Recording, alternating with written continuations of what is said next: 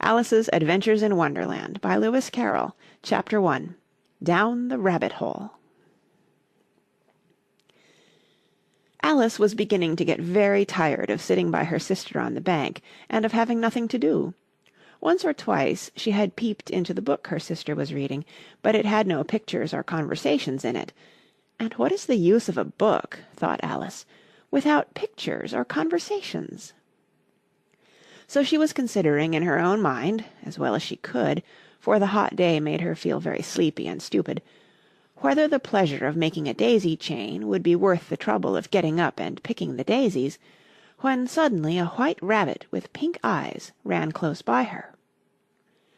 There was nothing so very remarkable in that, nor did Alice think it so very much out of the way to hear the rabbit say to itself, oh dear, I shall be late." When she thought it over afterwards, it occurred to her that she ought to have wondered at this, but at the time it all seemed quite natural.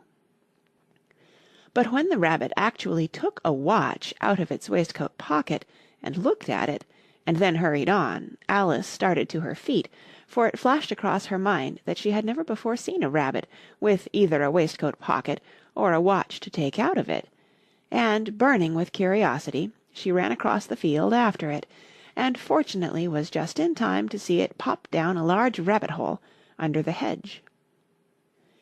In another moment down went Alice after it, never once considering how in the world she was to get out again. The rabbit-hole went straight on like a tunnel for some way, and then dipped suddenly down, so suddenly that Alice had not a moment to think about stopping herself, before she found herself falling down a very deep well. Either the well was very deep, or she fell very slowly, for she had plenty of time as she went down to look about her, and to wonder what was going to happen next. First she tried to look down and make out what she was coming to, but it was too dark to see anything. Then she looked at the sides of the well and noticed that they were filled with cupboards and bookshelves. Here and there she saw maps and pictures hung upon pegs. She took down a jar from one of the shelves as she passed. It was labelled Orange Marmalade, but to her great disappointment it was empty. She did not like to drop the jar for fear of killing somebody, so managed to put it into one of the cupboards as she fell past it. "Well," thought Alice to herself, "after such a fall as this, I shall think nothing of tumbling downstairs. How brave they'll all think me at home! Why, I wouldn't say anything about it, even if I fell off the top of the house," which was very likely true. Down, down, down. Would the fall never come to an end? "I wonder how many miles I've fallen by this time," she said aloud. "I must be getting somewhere near the centre of the earth. Let me see. That would be 4,000 miles down, I think." For, you see, Alice had learnt several things of this sort in her lessons in the schoolroom, and though this was not a very good opportunity for showing off her knowledge, as there was no one to listen to her, still it was good practice to say it over. "Yes, that's about the right distance, but then I wonder what latitude or longitude I've got to." Alice had no idea what latitude was, or longitude either, but thought they were nice grand words to say. Presently she began again. "I wonder if I shall fall right through the earth. How funny it'll seem to come out among the people that walk with their heads downward. The antipathies, I think." She was rather glad there was no one listening this time, as it didn't sound at all the right word. "But I shall have to ask them what the name of the country is, you know. Please, ma'am, is this New Zealand or Australia?"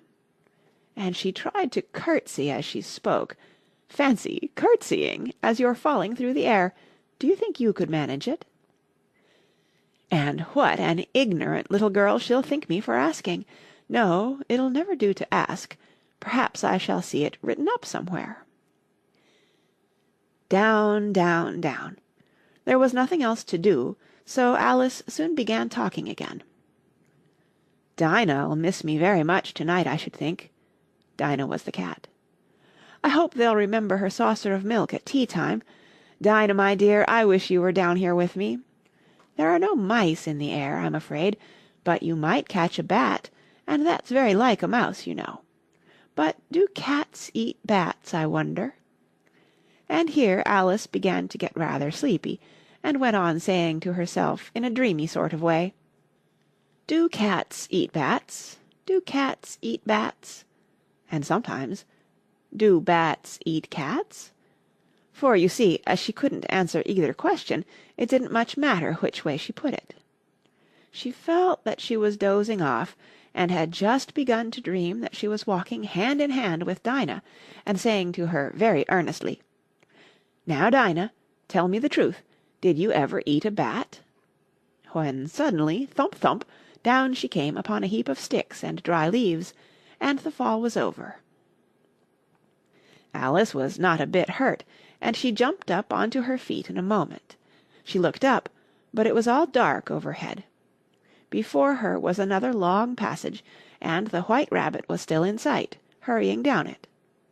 There was not a moment to be lost. Away went Alice like the wind, and was just in time to hear it say, as it turned a corner, "Oh, my ears and whiskers, how late it's getting!" She was close behind it when she turned the corner, but the rabbit was no longer to be seen. She found herself in a long, low hall, which was lit up by a row of lamps hanging from the roof. There were doors all round the hall, but they were all locked, and when Alice had been all the way down one side and up the other, trying every door, she walked sadly down the middle, wondering how she was ever to get out again. Suddenly she came upon a little three-legged table, all made of solid glass. There was nothing on it except a tiny golden key, and Alice's first thought was that it might belong to one of the doors of the hall, but, alas, either the locks were too large, or the key was too small, but at any rate it would not open any of them. However, on the second time round she came upon a low curtain she had not noticed before, and behind it was a little door about 15 inches high. She tried the little golden key in the lock, and to her great delight it fitted. Alice opened the door and found that it led into a small passage, not much larger than a rat-hole. She knelt down and looked along the passage into the loveliest garden you ever saw. How she longed to get out of that dark hall and wander about among those beds of bright flowers and those cool fountains, but she could not even get her head through the doorway. "And even if my head would go through," thought poor Alice, "it would be of very little use without my shoulders. Oh, how I wish I could shut up like a telescope! I think I could, if I only knew how to begin." For, you see, so many out-of-the-way things had happened lately that Alice had begun to think that very few things indeed were really impossible. There seemed to be no use in waiting by the little door, so she went back to the table, half hoping she might find another key on it, or at any rate a book of rules for shutting people up like telescopes. This time she found a little bottle on it. "Which certainly was not here before," said Alice, and round the neck of the bottle was a paper label, with the words "Drink me" beautifully printed on it in large letters. It was all very well to say "Drink me," but the wise little Alice was not going to do that in a hurry. "No, I'll look first," she said, "and see whether it's marked poison or not." For she had read several nice little histories about children who had got burnt and eaten up by wild beasts and other unpleasant things, all because they would not remember the simple rules their friends had taught them, such as that a red-hot poker will burn you if you hold it too long, and that if you cut your finger very deeply with a knife it usually bleeds, and she had never forgotten that, if you drink much from a bottle marked poison, it is almost certain to disagree with you sooner or later. However, this bottle was not marked poison, so Alice ventured to taste it, and finding it very nice—it had, in fact, a sort of mixed flavour of cherry tart, custard, pineapple, roast turkey, toffee, and hot buttered toast—she very soon finished it off. "What a curious feeling," said Alice. "I must be shutting up like a telescope." And so it was indeed. She was now only 10 inches high, and her face brightened up at the thought that she was now the right size for going through the little door into that lovely garden. First, however, she waited for a few minutes to see if she was going to shrink any further. She felt a little nervous about this. "For it might end, you know," said Alice to herself, "in my going out altogether, like a candle. I wonder what I should be like then." And she tried to fancy what the flame of a candle is like after the candle is blown out, for she could not remember ever having seen such a thing. After a while, finding that nothing more happened, she decided on going into the garden at once, but, alas for poor Alice, when she got to the door she found she had forgotten the little golden key, and when she went back to the table for it, she found she could not possibly reach it. She could see it quite plainly through the glass, and she tried her best to climb up one of the legs of the table, but it was too slippery. And when she had tired herself out with trying, the poor little thing sat down and cried. "Come, there's no use in crying like that," said Alice to herself, rather sharply. "I advise you to leave off this minute." She generally gave herself very good advice, though she very seldom followed it, and sometimes she scolded herself so severely as to bring tears into her eyes, and once she remembered trying to box her own ears for having cheated herself in a game of croquet she was playing against herself, for this curious child was very fond of pretending to be two people. "But it's no use now," thought poor Alice, "to pretend to be two people. Why, there's hardly enough of me left to make one respectable person." Soon her eye fell on a little glass box that was lying under the table. She opened it, and found in it a very small cake, on which the words, "Eat me," were beautifully marked in currants. "Well, I'll eat it," said Alice, "and if it makes me grow larger, I can reach the key, and if it makes me grow smaller, I can creep under the door, so either way I'll get into the garden, and I don't care which happens." She ate a little bit, and said anxiously to herself, "Which way? Which way?" holding her hand on the top of her head to feel which way it was growing, and she was quite surprised to find that she remained the same size.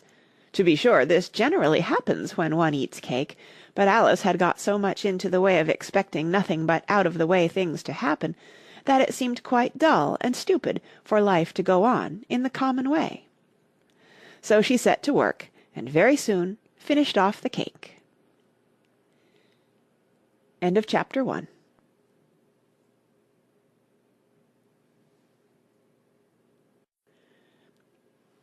Chapter 2.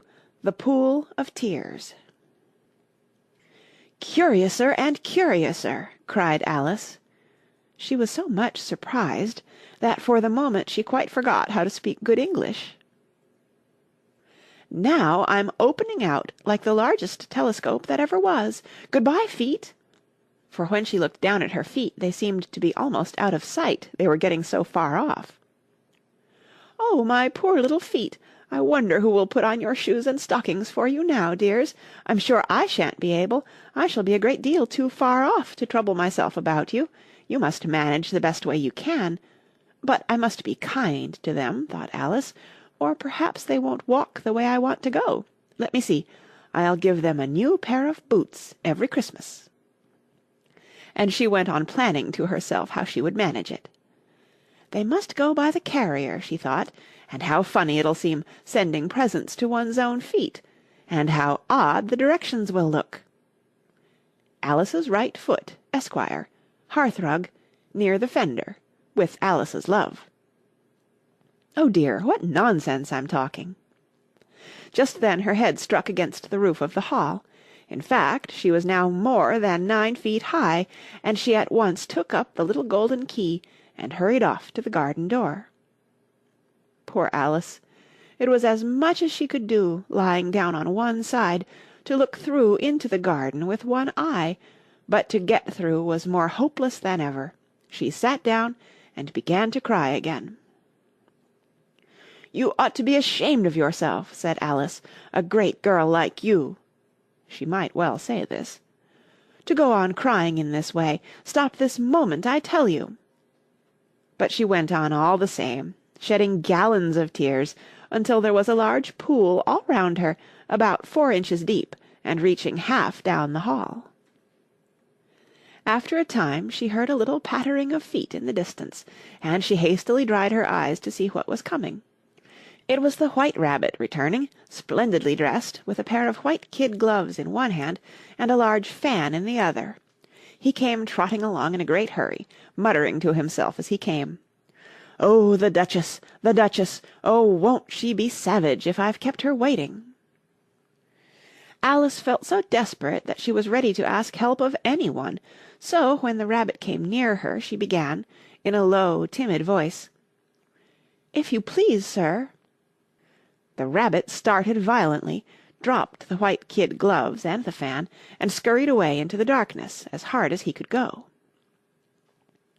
Alice took up the fan and gloves, and, as the hall was very hot, she kept fanning herself all the time she went on talking. "Dear, dear, how queer everything is today, and yesterday things went on just as usual. I wonder if I've been changed in the night. Let me think. Was I the same when I got up this morning? I almost think I can remember feeling a little different, but if I'm not the same, the next question is, who in the world am I? Ah, that's the great puzzle." And she began thinking over all the children she knew that were of the same age as herself, to see if she could have been changed for any of them. "I'm sure I'm not Ada," she said, "for her hair goes in such long ringlets, and mine doesn't go in ringlets at all. And I'm sure I can't be Mabel, for I know all sorts of things, and oh, she knows such a very little. Besides, she's she, and I'm I, and, oh dear, how puzzling it all is. I'll try if I know all the things I used to know. Let me see. 4 times 5 is 12, and 4 times 6 is 13, and 4 times 7 is... Oh dear, I shall never get to 20 at that rate. However, the multiplication table doesn't signify. Let's try geography. London is the capital of Paris, and Paris is the capital of Rome, and Rome... No, that's all wrong, I'm certain. I must have been changed for Mabel. I'll try and say, how doth the little? And she crossed her hands on her lap as if she were saying lessons, and began to repeat it, but her voice sounded hoarse and strange, and the words did not come the same as they used to do. How doth the little crocodile improve his shining tail, and pour the waters of the Nile on every golden scale? How cheerfully he seems to grin, how neatly spread his claws, and welcome little fishes in, with gently smiling jaws. "I'm sure those are not the right words," said poor Alice, and her eyes filled with tears again as she went on. "I must be Mabel after all, and I shall have to go and live in that poky little house, and have next to no toys to play with, and oh, ever so many lessons to learn. No, I've made up my mind about it. If I'm Mabel, I'll stay down here. It'll be no use their putting their heads down and saying, 'Come up again, dear.' I shall only look up and say, 'Who am I, then? Tell me that first, and then, if I like being that person, I'll come up. If not, I'll stay down here till I'm somebody else. But, oh dear," cried Alice, with a sudden burst of tears, "I do wish they would put their heads down. I am so very tired of being all alone here."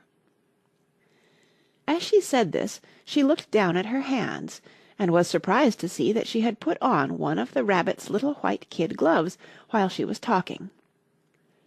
"How can I have done that?" she thought. "I must be growing small again." She got up and went to the table to measure herself by it, and found that, as nearly as she could guess, she was now about 2 feet high, and was going on shrinking rapidly. She soon found out that the cause of this was the fan she was holding, and she dropped it hastily, just in time to avoid shrinking away altogether. "That was a narrow escape," said Alice, a good deal frightened at the sudden change, but very glad to find herself still in existence. "And now for the garden!" And she ran with all speed back to the little door, but, alas! the little door was shut again, and the little golden key was lying on the glass table as before. "And things are worse than ever," thought the poor child, for I never was so small as this before, never, and I declare it's too bad, that it is." As she said these words her foot slipped, and in another moment, splash, she was up to her chin in salt water. Her first idea was that she had somehow fallen into the sea. "And in that case I can go back by railway," she said to herself. Alice had been to the seaside once in her life, and had come to the general conclusion that wherever you go to on the English coast you find a number of bathing machines in the sea, some children digging in the sand with wooden spades, then a row of lodging-houses, and behind them a railway station. However, she soon made out that she was in the pool of tears which she had wept when she was 9 feet high. "I wish I hadn't cried so much," said Alice as she swam about, trying to find her way out. "I shall be punished for it now, I suppose, by being drowned in my own tears. That will be a queer thing, to be sure. However, everything is queer to-day." Just then she heard something splashing about in the pool a little way off, and she swam nearer to make out what it was. At first she thought it must be a walrus or hippopotamus, but then she remembered how small she was now, and she soon made out that it was only a mouse that had slipped in like herself. "Would it be of any use now," thought Alice, "to speak to this mouse? Everything is so out of the way down here that I should think it very likely it can talk. At any rate, there's no harm in trying." So she began. "Oh, Mouse, do you know the way out of this pool? I am very tired of swimming about here, oh Mouse." Alice thought this must be the right way of speaking to a mouse. She had never done such a thing before, but she remembered having seen in her brother's Latin grammar, "A mouse, of a mouse, to a mouse, a mouse, o mouse." The mouse looked at her rather inquisitively, and seemed to her to wink with one of its little eyes, but it said nothing. "Perhaps it doesn't understand English," thought Alice. "I dare say it's a French mouse, come over with William the Conqueror." For, with all her knowledge of history, Alice had no very clear notion how long ago anything had happened. So she began again, "Où est ma chatte?" which was the first sentence in her French lesson book. The mouse gave a sudden leap out of the water, and seemed to quiver all over with fright. "Oh, I beg your pardon," cried Alice hastily, afraid that she had hurt the poor animal's feelings. "I quite forgot you didn't like cats." "Not like cats!" cried the mouse in a shrill, passionate voice. "Would you like cats if you were me?" "Well, perhaps not," said Alice in a soothing tone. "Don't be angry about it. And yet I wish I could show you our cat, Dinah. I think you'd take a fancy to cats if you could only see her. She is such a dear, quiet thing," Alice went on, half to herself, as she swam lazily about in the pool. "And she sits purring so nicely by the fire, licking her paws and washing her face, and she is such a nice soft thing to nurse, and she's such a capital one for catching mice. Oh, I beg your pardon," cried Alice again, for this time the mouse was bristling all over, and she felt certain it must be really offended. "We won't talk about her any more, if you'd rather not." "We, indeed!" cried the mouse, who was trembling down to the end of his tail. "As if I would talk on such a subject! Our family always hated cats. Nasty, low, vulgar things. Don't let me hear the name again." "I won't, indeed," said Alice, in a great hurry to change the subject of conversation. Are you fond of dogs?" The mouse did not answer, so Alice went on eagerly. "There is such a nice little dog near our house I should like to show you, a little bright-eyed terrier, you know, with oh, such long curly brown hair, and it'll fetch things when you throw them, and it'll sit up and beg for its dinner and all sorts of things, I can't remember half of them, and it belongs to a farmer, you know, and he says it's so useful it's worth 100 pounds. He says it kills all the rats and—" "Oh dear!" cried Alice in a sorrowful tone, "I'm afraid I've offended it again." For the mouse was swimming away from her as hard as it could go, and making quite a commotion in the pool as it went. So she called softly after it, "Mouse dear, do come back again, and we won't talk about cats or dogs either if you don't like them." When the mouse heard this, it turned round and swam slowly back to her. Its face was quite pale, with passion, Alice thought, and it said in a low, trembling voice, "Let us get to the shore, and then I'll tell you my history, and you'll understand why it is I hate cats and dogs." It was high time to go, for the pool was getting quite crowded with the birds and animals that had fallen into it.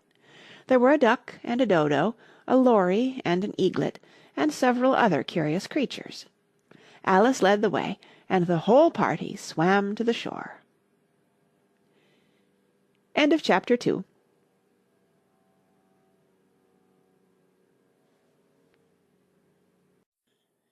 Chapter 3. A Caucus Race and a Long Tail. They were indeed a queer-looking party that assembled on the bank, the birds with draggled feathers, the animals with their fur clinging close to them, and all dripping wet, cross, and uncomfortable. The first question, of course, was how to get dry again. They had a consultation about this, and after a few minutes it seemed quite natural to Alice to find herself talking familiarly with them, as if she had known them all her life. Indeed, she had quite a long argument with the lory, who at last turned sulky, and would only say, "I am older than you, and must know better." And this Alice would not allow without knowing how old it was, and, as the lory positively refused to tell its age, there was no more to be said. At last the mouse, who seemed to be a person of authority among them, called out, "Sit down, all of you, and listen to me. I'll soon make you dry enough." They all sat down at once in a large ring with the mouse in the middle. Alice kept her eyes anxiously fixed on it, for she felt sure she would catch a bad cold if she did not get dry very soon. "Ahem!" said the mouse with an important air. "Are you all ready? This is the driest thing I know. Silence all round, if you please. William the Conqueror, whose cause was favoured by the Pope, was soon submitted to by the English, who wanted leaders, and had been of late much accustomed to usurpation and conquest. Edwin and Morcar, the Earls of Mercia and Northumbria—" "Ugh!" said the lory with a shiver. "I beg your pardon," said the mouse, frowning, but very politely. "Did you speak?" "Not I," said the lory hastily. "I thought you did," said the mouse. "I proceed. Edwin and Morcar, the Earls of Mercia and Northumbria, declared for him, and even Stigand, the patriotic Archbishop of Canterbury, found it advisable—" "Found what?" said the duck. "Found it," the mouse replied rather crossly. "Of course you know what it means." "I know what it means well enough when I find a thing," said the duck. "It's generally a frog or a worm. The question is, what did the Archbishop find?" The mouse did not notice this question, but hurriedly went on. "Found it advisable to go with Edgar Atheling to meet William and offer him the crown.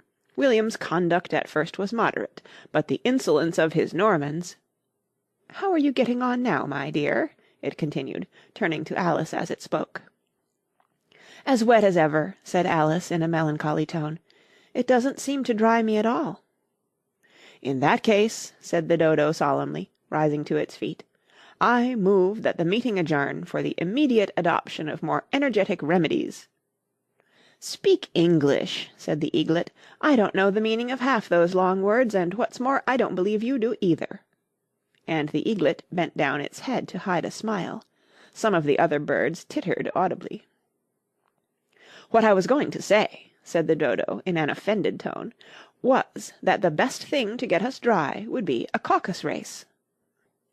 "What is a caucus race?" said Alice, not that she wanted much to know, but the dodo had paused, as if it thought that somebody ought to speak, and no one else seemed inclined to say anything. "Why," said the dodo, "the best way to explain it is to do it. And, as you might like to try the thing yourself some winter day, I will tell you how the dodo managed it. First it marked out a race course in a sort of circle. The exact shape doesn't matter, it said. And then all the party were placed along the course, here and there. There was no 1, 2, 3, and away, but they began running when they liked, and left off when they liked, so that it was not easy to know when the race was over. However, when they had been running half an hour or so, and were quite dry again, the Dodo suddenly called out, "The race is over!" and they all crowded round it, panting, and asking, "But who has won?"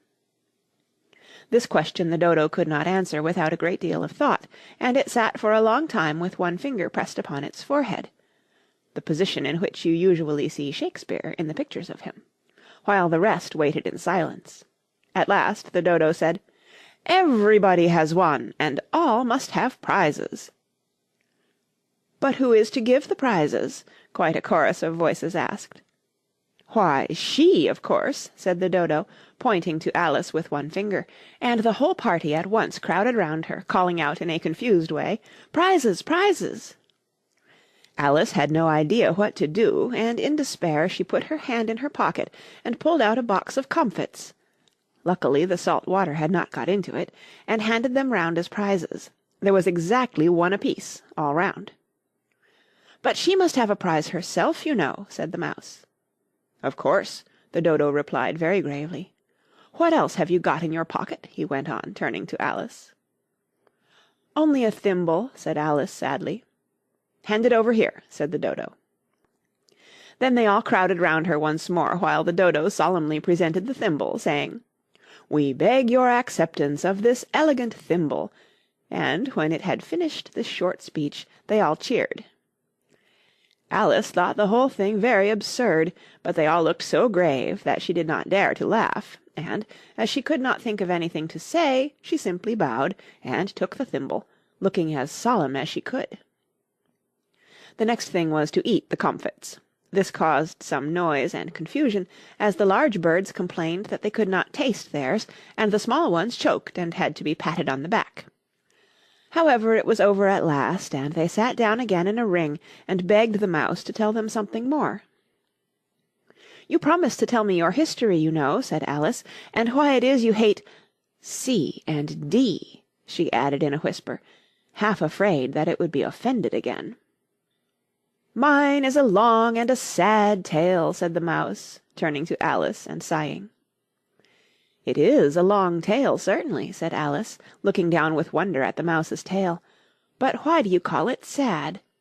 And she kept on puzzling about it while the Mouse was speaking, so that her idea of the tale was something like this. And here the Mouse's words are printed in a long snaky line down the page, like a mouse's tail. Fury said to a mouse that he met in the house, "Let us both go to law, I will prosecute you. Come, I'll take no denial, we must have a trial, for really this morning I've nothing to do." Said the Mouse to the Cur, "Such a trial, dear sir, with no jury or judge would be wasting our breath." "I'll be judge, I'll be jury," said cunning old Fury. "I'll try the whole cause, and condemn you to death." "You are not attending," said the Mouse to Alice severely. "What are you thinking of?"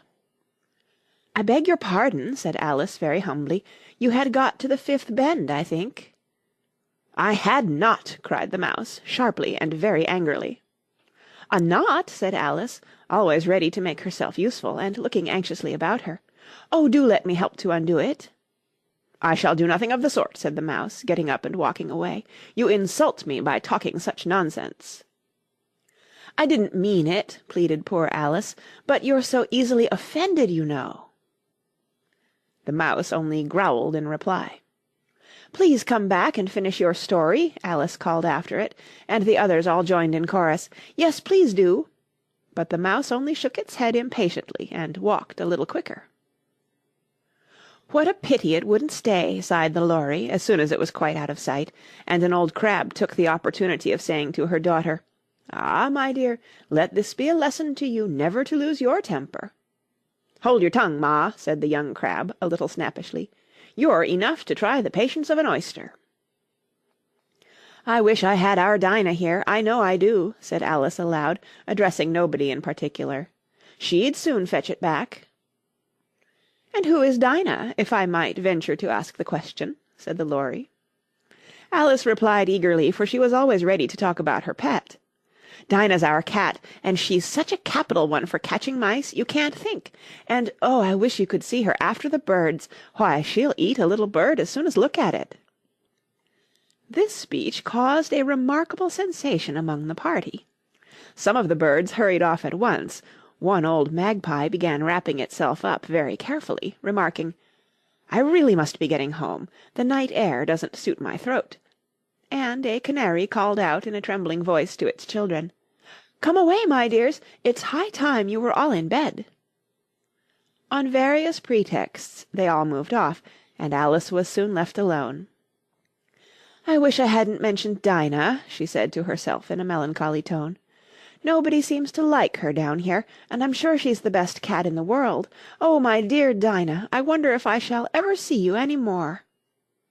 And here poor Alice began to cry again, for she felt very lonely and low-spirited. In a little while, however, she again heard a little pattering of footsteps in the distance, and she looked up eagerly, half hoping that the mouse had changed his mind, and was coming back to finish his story. End of chapter 3.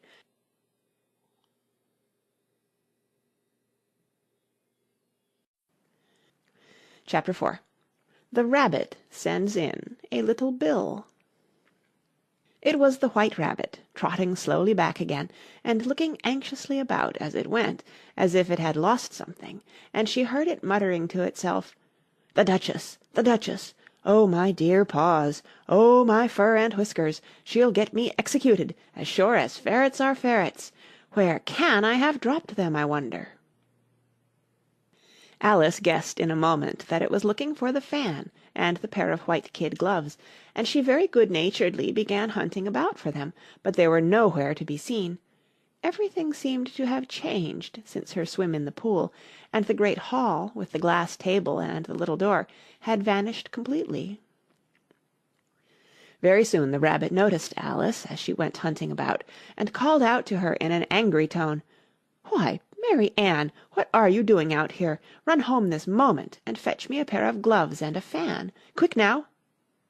And Alice was so much frightened that she ran off at once in the direction it pointed to, without trying to explain the mistake it had made.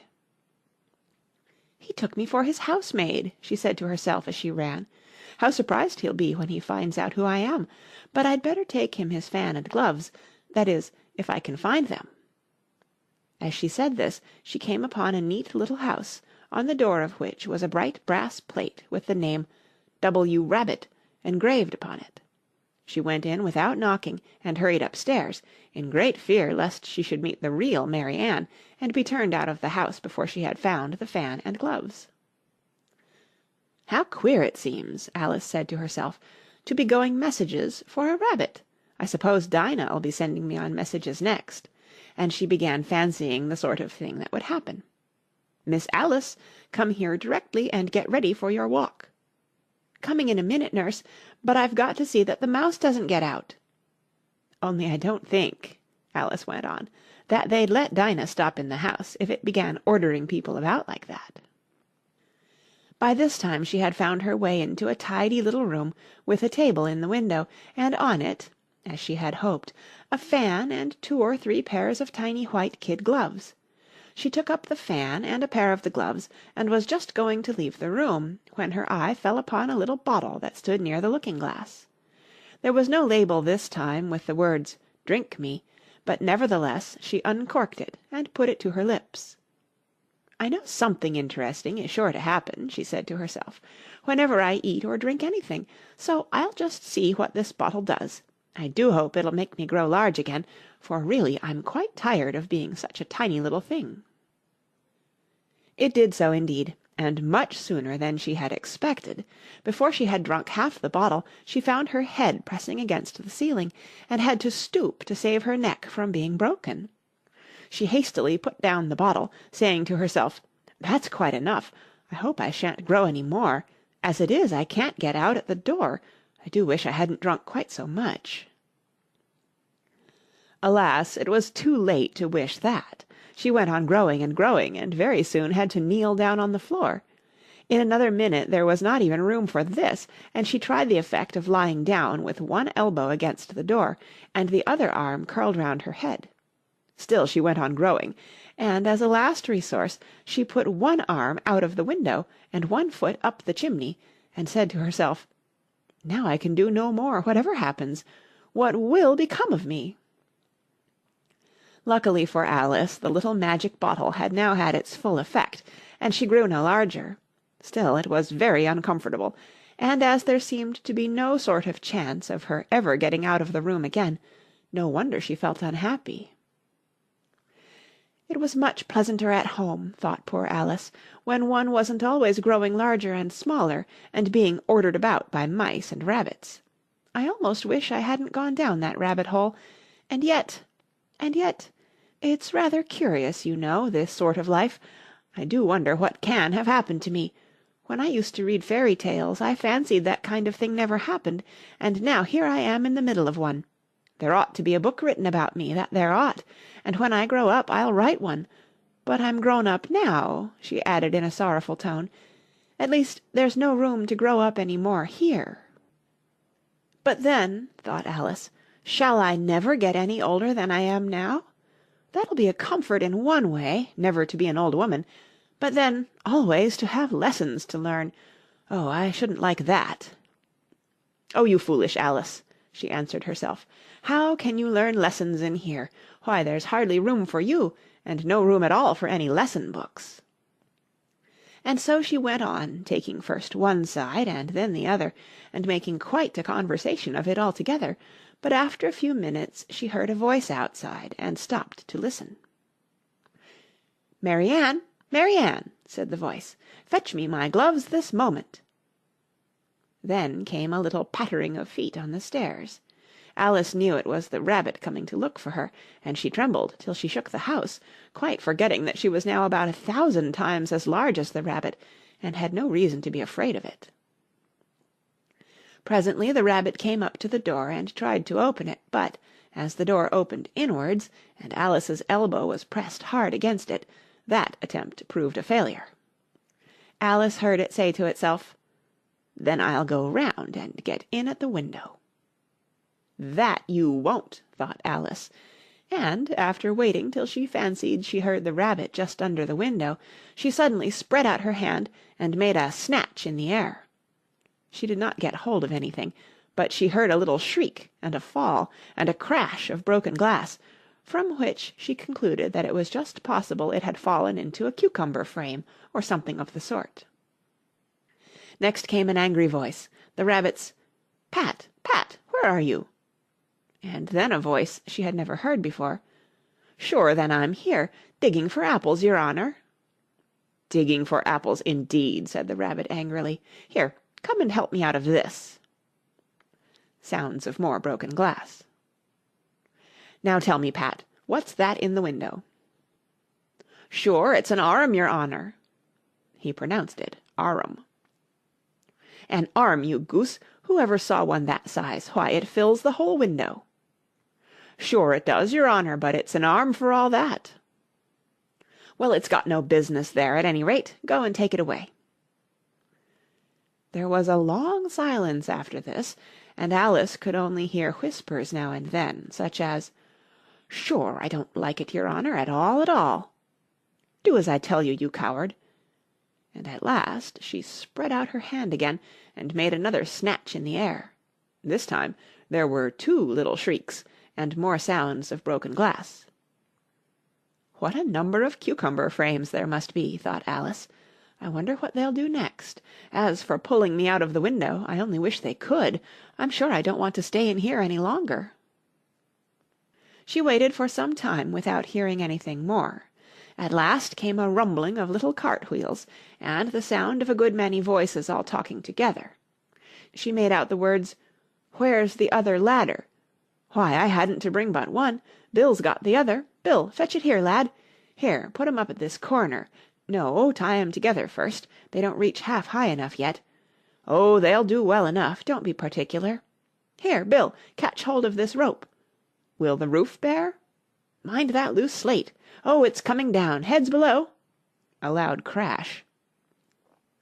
"Now who did that? It was Bill, I fancy. Who's to go down the chimney? Nay, I shan't. You do it. That I won't, then. Bill's to go down. Here, Bill! The master says you're to go down the chimney." "Oh, so Bill's got to come down the chimney, has he?" said Alice to herself. "Shy, they seem to put everything upon Bill. I wouldn't be in Bill's place for a good deal. This fireplace is narrow, to be sure, but I think I can kick a little." She drew her foot as far down the chimney as she could, and waited till she heard a little animal, she couldn't guess of what sort it was, scratching and scrambling about in the chimney close above her. Then, saying to herself, "This is Bill," she gave one sharp kick, and waited to see what would happen next. The first thing she heard was a general chorus of "There goes Bill!" Then the rabbit's voice along, "Catch him, you by the hedge!" Then silence, and then another confusion of voices. "Hold up his head! Brandy now! Don't choke him! How was it, old fellow? What happened to you? Tell us all about it." Last came a little feeble squeaking voice. "That's Bill," thought Alice.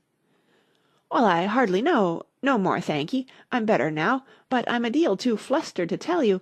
All I know is, something comes at me like a jack-in-the-box, and up I goes like a skyrocket." "So you did, old fellow," said the others. "We must burn the house down," said the rabbit's voice, and Alice called out as loud as she could, "If you do, I'll set Dinah at you." There was a dead silence instantly, and Alice thought to herself, "I wonder what they will do next. If they had any sense, they'd take the roof off." After a minute or two they began moving about again, and Alice heard the rabbit say, "A barrowful will do to begin with." A barrowful of what? thought Alice, but she had not long to doubt, for the next moment a shower of little pebbles came rattling in at the window, and some of them hit her in the face. "I'll put a stop to this," she said to herself, and shouted out, "You'd better not do that again," which produced another dead silence. Alice noticed with some surprise that the pebbles were all turning into little cakes as they lay on the floor, and a bright idea came into her head. "If I eat one of these cakes," she thought, "it's sure to make some change in my size, and as it can't possibly make me larger, it must make me smaller, I suppose." So she swallowed one of the cakes, and was delighted to find that she began shrinking directly. As soon as she was small enough to get through the door, she ran out of the house, and found quite a crowd of little animals and birds waiting outside. The poor little lizard, Bill, was in the middle, being held up by 2 guinea pigs, who were giving it something out of a bottle. They all made a rush at Alice the moment she appeared, but she ran off as hard as she could, and soon found herself safe in a thick wood. "The first thing I've got to do," said Alice to herself, as she wandered about in the wood, "is to grow to my right size again, and the second thing is to find my way into that lovely garden. I think that will be the best plan." It sounded an excellent plan, no doubt, and very neatly and simply arranged. The only difficulty was that she had not the smallest idea how to set about it, and while she was peering about anxiously among the trees, a little sharp bark just over her head made her look up in a great hurry. An enormous puppy was looking down at her with large round eyes, and feebly stretching out one paw, trying to touch her. "Poor little thing," said Alice in a coaxing tone, and she tried hard to whistle to it, but she was terribly frightened all the time at the thought that it might be hungry, in which case it would be very likely to eat her up, in spite of all her coaxing. Hardly knowing what she did, she picked up a little bit of stick and held it out to the puppy, whereupon the puppy jumped into the air off all its feet at once with a yelp of delight, and rushed at the stick and made believe to worry it. Then Alice dodged behind a great thistle to keep herself from being run over, and the moment she appeared on the other side the puppy made another rush at the stick, and tumbled head over heels in its hurry to get hold of it. Then Alice, thinking it was very like having a game of play with a cart-horse, and expecting every moment to be trampled under its feet, ran round the thistle again. Then the puppy began a series of short charges at the stick, running a very little way forwards each time, and a long way back, and barking hoarsely all the while, till at last it sat down a good way off, panting, with its tongue hanging out of its mouth, and its great eyes half shut. This seemed to Alice a good opportunity for making her escape, so she set off at once, and ran till she was quite tired and out of breath, and till the puppy's bark sounded quite faint in the distance. "And yet what a dear little puppy it was," said Alice, as she leant against a buttercup to rest herself, and fanned herself with one of the leaves.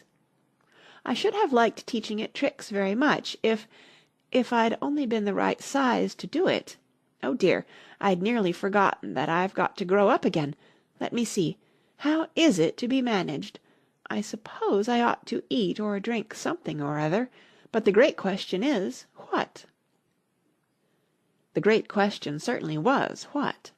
Alice looked all round her, at the flowers and the blades of grass, but she did not see anything that looked like the right thing to eat or drink, under the circumstances.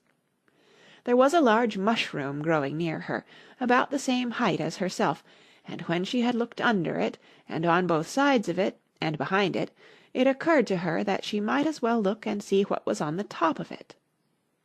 She stretched herself up on tiptoe, and peeped over the edge of the mushroom, and her eyes immediately met those of a large caterpillar that was sitting on the top with its arms folded, quietly smoking a long hookah, and taking not the smallest notice of her or of anything else. End of chapter 4.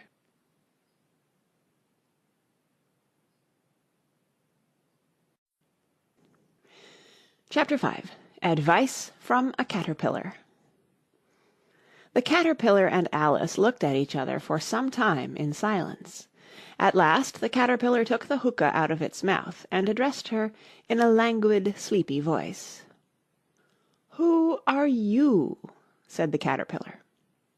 This was not an encouraging opening for a conversation.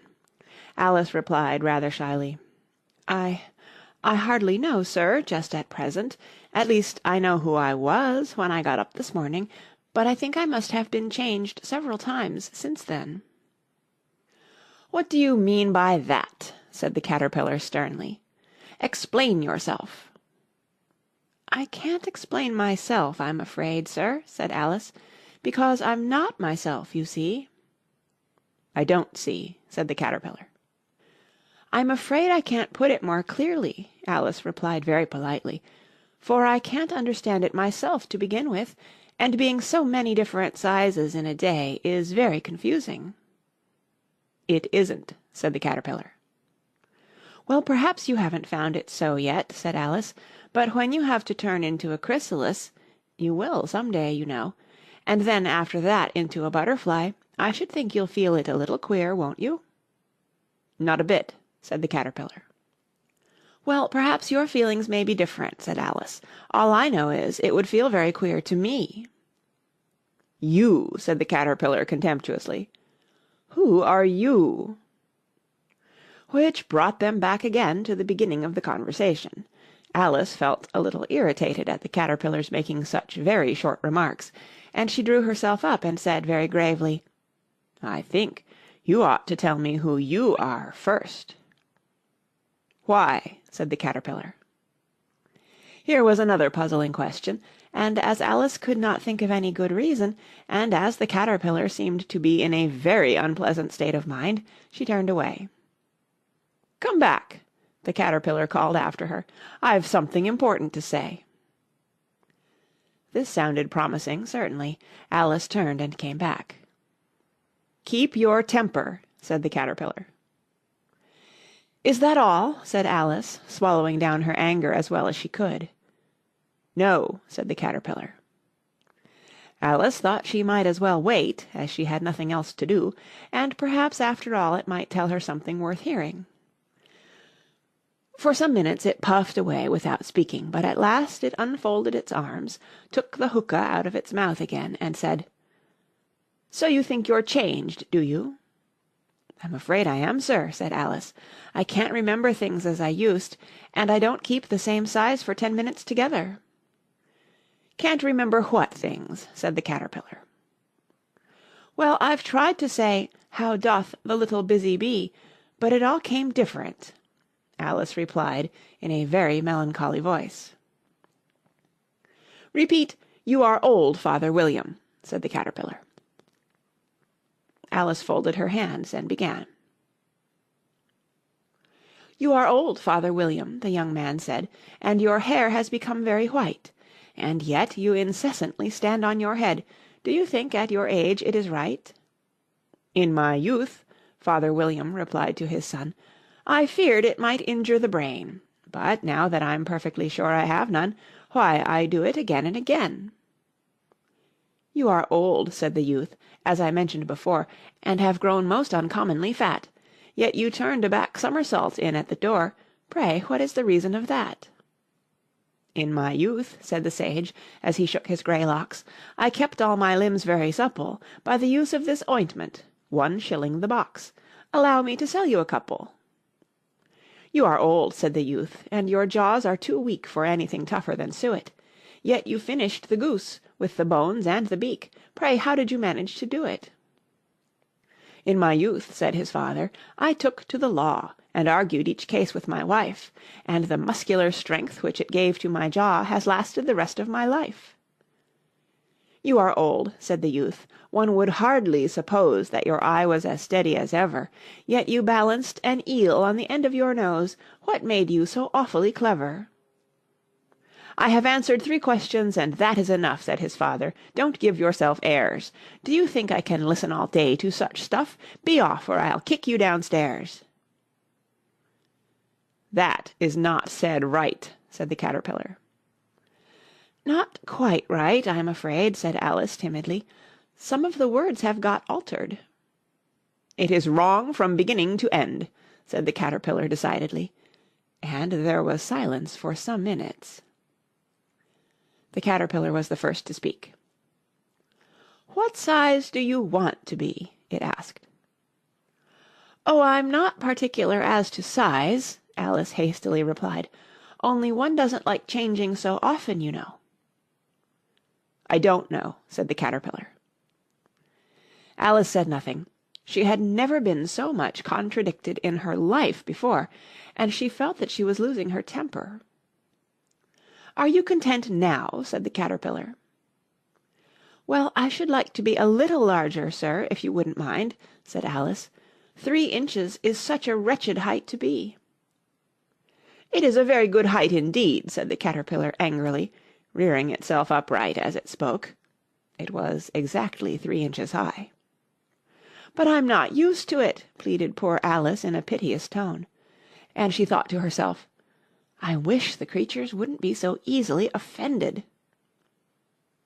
"You'll get used to it in time," said the caterpillar, and it put the hookah into its mouth and began smoking again. This time Alice waited patiently until it chose to speak again. In a minute or 2 the caterpillar took the hookah out of its mouth and yawned once or twice and shook itself. Then it got down off the mushroom and crawled away in the grass, merely remarking as it went, "One side will make you grow taller, and the other side will make you grow shorter." "One side of what? The other side of what?" thought Alice to herself. "Of the mushroom," said the caterpillar, just as if she had asked it aloud, and in another moment it was out of sight.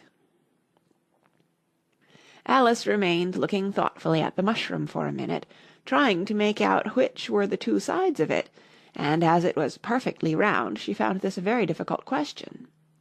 However, at last she stretched her arms round it as far as they would go, and broke off a bit of the edge with each hand. "And now which is which?" she said to herself, and nibbled a little of the right-hand bit to try the effect. The next moment she felt a violent blow underneath her chin. It had struck her foot. She was a good deal frightened by this very sudden change, but she felt that there was no time to be lost, as she was shrinking rapidly, so she set to work at once to eat some of the other bit. Her chin was pressed so closely against her foot that there was hardly room to open her mouth, but she did it at last, and managed to swallow a morsel of the left-hand bit. "Come, my head's free at last," said Alice in a tone of delight, which changed into alarm in another moment, when she found that her shoulders were nowhere to be found. All she could see, when she looked down, was an immense length of neck, which seemed to rise like a stalk out of a sea of green leaves that lay far below her. "What can all that green stuff be?" said Alice. "And where have my shoulders got to? And oh, my poor hands! How is it I can't see you?" She was moving them about as she spoke, but no result seemed to follow, except a little shaking among the distant green leaves. As there seemed to be no chance of getting her hands up to her head, she tried to get her head down to them, and was delighted to find that her neck would bend about easily in any direction like a serpent. She had just succeeded in curving it down into a graceful zigzag, and was going to dive in among the leaves, which she found to be nothing but the tops of the trees under which she had been wandering, when a sharp hiss made her draw back in a hurry. A large pigeon had flown into her face, and was beating her violently with its wings. "Serpent!" screamed the pigeon. "I'm not a serpent," said Alice indignantly. "Let me alone." "Serpent, I say again," repeated the pigeon, but in a more subdued tone, and added with a kind of sob, "I've tried every way, and nothing seems to suit them." "I haven't the least idea what you're talking about," said Alice. "I've tried the roots of trees, and I've tried banks, and I've tried hedges," the pigeon went on, without attending to her. "But those serpents, there's no pleasing them." Alice was more and more puzzled, but she thought there was no use in saying anything more till the pigeon had finished. "As if it wasn't trouble enough hatching the eggs," said the pigeon, "but I must be on the lookout for serpents night and day. Why, I haven't had a wink of sleep these 3 weeks." "I'm very sorry you've been annoyed," said Alice, who was beginning to see its meaning.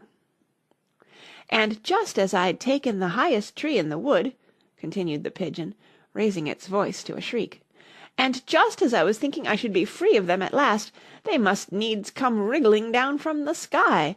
Ugh! Serpent!" "But I'm not a serpent, I tell you," said Alice. I'm a... "Well, what are you?" said the pigeon. "I can see you're trying to invent something." I'm a little girl," said Alice, rather doubtfully, as she remembered the number of changes she had gone through that day. "A likely story indeed," said the pigeon in a tone of the deepest contempt. "I've seen a good many little girls in my time, but never one with such a neck as that. No, no, you're a serpent, and there's no use denying it. I suppose you'll be telling me next that you never tasted an egg." "I have tasted eggs, certainly," said Alice, who was a very truthful child, "but little girls eat eggs quite as much as serpents do, you know." "I don't believe it," said the pigeon, "but if they do, why then they're a kind of serpent. That's all I can say." This was such a new idea to Alice that she was quite silent for a minute or two, which gave the pigeon the opportunity of adding, "You're looking for eggs, I know that well enough, and what does it matter to me whether you're a little girl or a serpent?" "It matters a good deal to me," said Alice hastily, "but I'm not looking for eggs as it happens, and if I was I shouldn't want yours. I don't like them raw." "Well, be off then," said the pigeon in a sulky tone, as it settled down again into its nest.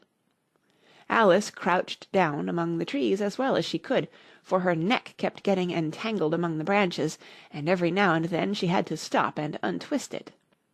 After a while she remembered that she still held the pieces of mushroom in her hands, and she set to work very carefully, nibbling first at one and then at the other, and growing sometimes taller and sometimes shorter, until she had succeeded in bringing herself down to her usual height. It was so long since she had been anything near the right size that it felt quite strange at first, but she got used to it in a few minutes, and began talking to herself as usual. "Come, there's half my plan done now. How puzzling all these changes are! I'm never sure what I'm going to be from one minute to another. However, I've got back to my right size. The next thing is to get into that beautiful garden. How is that to be done, I wonder?" As she said this, she came suddenly upon an open place, with a little house in it about 4 feet high. "Whoever lives there," thought Alice, "it'll never do to come upon them this size. Why, I should frighten them out of their wits." So she began nibbling at the right-hand bit again, and did not venture to go near the house till she had brought herself down to 9 inches high. End of chapter 5.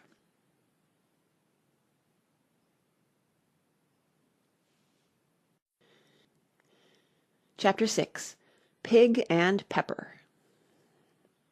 For a minute or two she stood looking at the house and wondering what to do next, when suddenly a footman in livery came running out of the wood.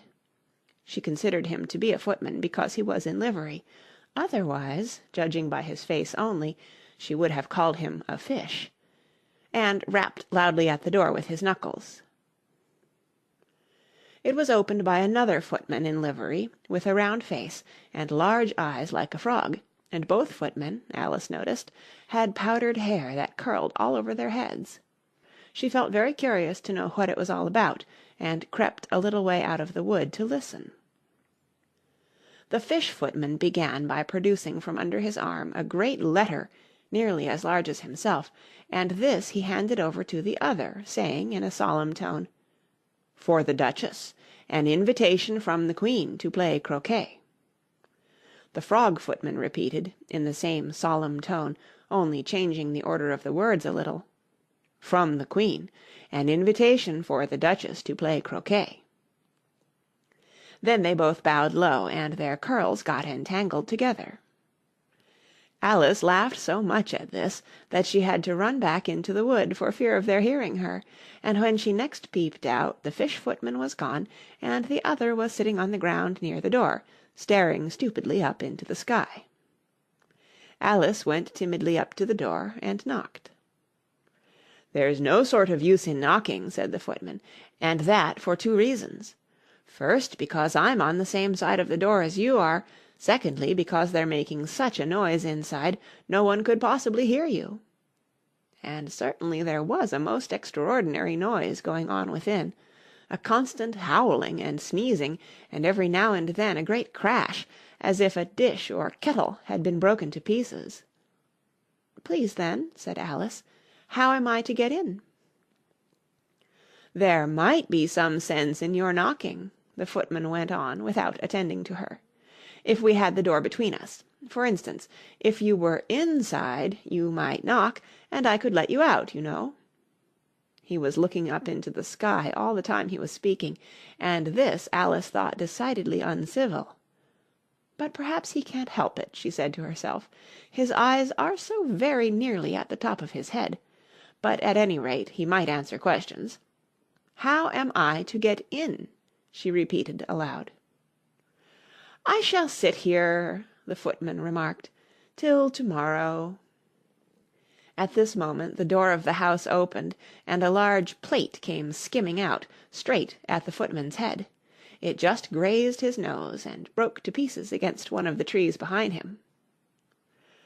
"Or next day, maybe," the footman continued in the same tone, exactly as if nothing had happened.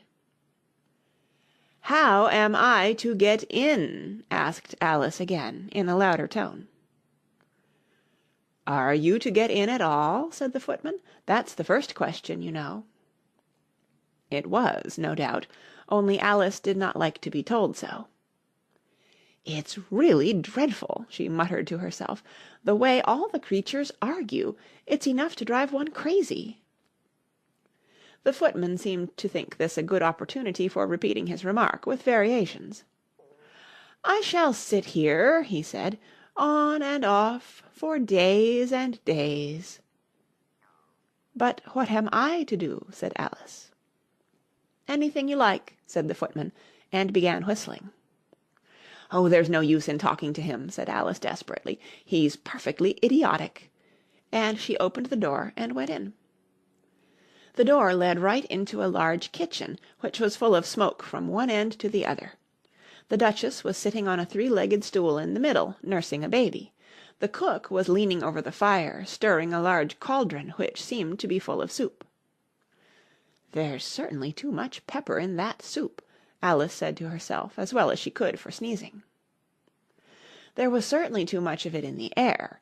Even the Duchess sneezed occasionally, and as for the baby, it was sneezing and howling alternately, without a moment's pause. The only things in the kitchen that did not sneeze were the cook and a large cat, which was sitting on the hearth and grinning from ear to ear.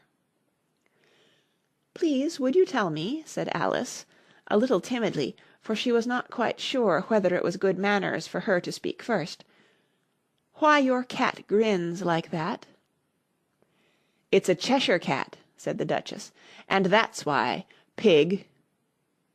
She said the last word with such sudden violence that Alice quite jumped, but she saw in another moment that it was addressed to the baby and not to her, so she took courage and went on again. "I didn't know that Cheshire cats always grinned. In fact, I didn't know that cats could grin." "They all can," said the Duchess, "and most of 'em do." "I don't know of any that do," Alice said very politely, feeling quite pleased to have got into a conversation. "You don't know much," said the Duchess, "and that's a fact." Alice did not at all like the tone of this remark, and thought it would be as well to introduce some other subject of conversation. While she was trying to fix on one, the cook took the cauldron of soup off the fire, and at once set to work throwing everything within her reach at the Duchess and the baby. The fire-irons came first, then followed a shower of saucepans, plates, and dishes. The Duchess took no notice of them even when they hit her, and the baby was howling so much already that it was quite impossible to say whether the blows hurt it or not. "Oh, please mind what you're doing," cried Alice, jumping up and down in an agony of terror. "Oh, there goes his precious nose!" as an unusually large saucepan flew close by it, and very nearly carried it off. "If everybody minded their own business," the Duchess said in a hoarse growl, "the world would go round a deal faster than it does." "Which would not be an advantage," said Alice, who felt very glad to get an opportunity of showing off a little of her knowledge. "Just think of what work it would make with the day and night. You see, the earth takes 24 hours to turn round on its axis." "Talking of axes," said the Duchess, "chop off her head." Alice glanced rather anxiously at the cook, to see if she meant to take the hint, but the cook was busy stirring the soup, and seemed not to be listening, so she went on again. 24 hours, I think, or is it 12? "Oh, don't bother me," said the Duchess. "I never could abide figures." And with that she began nursing her child again, singing a sort of lullaby to it as she did so, and giving it a violent shake at the end of every line. "Speak roughly to your little boy, and beat him when he sneezes. He only does it to annoy, because he knows it teases." Chorus, in which the cook and the baby joined. "Wow, wow, wow." While the Duchess sang the second verse of the song, she kept tossing the baby violently up and down, and the poor little thing howled so that Alice could hardly hear the words. "I speak severely to my boy, I beat him when he sneezes, for he can thoroughly enjoy the pepper when he pleases." Chorus. "Wow, wow, wow." "Here, you may nurse it a bit if you like," the Duchess said to Alice, flinging the baby at her as she spoke. "I must go and get ready to play croquet with the Queen." And she hurried out of the room. The cook threw a frying pan after her as she went out, but it just missed her. Alice caught the baby with some difficulty, as it was a queer-shaped little creature, and held out its arms and legs in all directions. "Just like a starfish," thought Alice. The poor little thing was snorting like a steam-engine when she caught it, and kept doubling itself up and straightening itself out again, so that altogether, for the first minute or two, it was as much as she could do to hold it. As soon as she had made out the proper way of nursing it, which was to twist it up into a sort of knot, and then keep tight hold of its right ear and left foot so as to prevent its undoing itself, she carried it out into the open air. "If I don't take this child away with me," thought Alice, "they're sure to kill it in a day or two. Wouldn't it be murder to leave it behind?" She said the last words out loud, and the little thing grunted in reply. It had left off sneezing by this time. "Don't grunt," said Alice. "That's not at all a proper way of expressing yourself." The baby grunted again, and Alice looked very anxiously into its face to see what was the matter with it. There could be no doubt that it had a very turned-up nose, much more like a snout than a real nose. Also, its eyes were getting extremely small for a baby. Altogether, Alice did not like the look of the thing at all. But perhaps it was only sobbing, she thought, and looked into its eyes again to see if there were any tears. No, there were no tears. "If you're going to turn into a pig, my dear," said Alice, seriously, "I'll have nothing more to do with you. Mind now!" The poor little thing sobbed again, or grunted, it was impossible to say which, and they went on for some while in silence.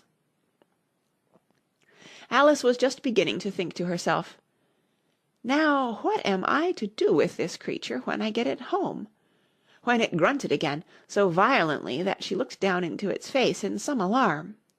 This time there could be no mistake about it. It was neither more nor less than a pig, and she felt that it would be quite absurd for her to carry it further. So she set the little creature down, and felt quite relieved to see it trot away quietly into the wood. "If it had grown up," she said to herself, "it would have made a dreadfully ugly child, but it makes rather a handsome pig, I think." And she began thinking over other children she knew, who might do very well as pigs, and was just saying to herself, "If one only knew the right way to change them," when she was a little startled by seeing the Cheshire Cat sitting on a bough of a tree a few yards off. The cat only grinned when it saw Alice. It looked good-natured, she thought. Still, it had very long claws and a great many teeth, so she felt that it ought to be treated with respect. "Cheshire Puss," she began, rather timidly, as she did not at all know whether it would like the name. However, it only grinned a little wider. "Come, it's pleased so far," thought Alice, and she went on. "Would you tell me, please, which way I ought to go from here?" "That depends a good deal on where you want to get to," said the cat. "I don't much care where," said Alice. "Then it doesn't matter which way you go," said the cat. "So long as I get somewhere," Alice added as an explanation. "Oh, you're sure to do that," said the cat, "if you only walk long enough." Alice felt that this could not be denied, so she tried another question. "What sort of people live about here?" "In that direction," the cat said, waving its right paw round, "lives a hatter, and in that direction," waving the other paw, "lives a March hare. Visit either you like, they're both mad." "But I don't want to go among mad people," Alice remarked. "Oh, you can't help that," said the cat. "We're all mad here. I'm mad. You're mad." "How do you know I'm mad?" said Alice. "You must be," said the cat, "or you wouldn't have come here." Alice didn't think that proved it at all. However, she went on. "And how do you know that you're mad?" "To begin with," said the cat, "a dog's not mad. You grant that?" "I suppose so," said Alice. "Well then," the cat went on, "you see, a dog growls when it's angry and wags its tail when it's pleased. Now, I growl when I'm pleased and wag my tail when I'm angry. Therefore, I'm mad." "I call it purring, not growling," said Alice. "Call it what you like," said the cat. "Do you play croquet with the Queen to-day?" "I should like it very much," said Alice, "but I haven't been invited yet." "You'll see me there," said the cat, and vanished. Alice was not much surprised at this. She was getting so used to queer things happening. While she was looking at the place where it had been, it suddenly appeared again. "By the by, what became of the baby?" said the cat. "I'd nearly forgotten to ask." "It turned into a pig," Alice quietly said, just as if it had come back in a natural way. "I thought it would," said the cat, and vanished again. Alice waited a little, half expecting to see it again, but it did not appear, and after a minute or two she walked on in the direction in which the March Hare was said to live. "I've seen hatters before," she said to herself. "The March Hare will be much the most interesting, and perhaps, as this is May, it won't be raving mad, at least not so mad as it was in March." As she said this she looked up, and there was the cat again, sitting on a branch of a tree. "Did you say pig or fig?" said the cat. "I said pig," replied Alice, "and I wish you wouldn't keep appearing and vanishing so suddenly. You make one quite giddy." "All right," said the cat, and this time it vanished quite slowly, beginning with the end of the tail and ending with the grin, which remained some time after the rest of it had gone. "Well, I've often seen a cat without a grin," thought Alice, "but a grin without a cat, it's the most curious thing I ever saw in my life." She had not gone much farther before she came in sight of the house of the March Hare. She thought it must be the right house, because the chimneys were shaped like ears, and the roof was thatched with fur. It was so large a house that she did not like to go nearer till she had nibbled some more of the left-hand bit of the mushroom, and raised herself to about 2 feet high. Even then she walked up towards it rather timidly, saying to herself, "Suppose it should be raving mad after all. I almost wish I'd gone to see the Hatter instead." End of chapter 6.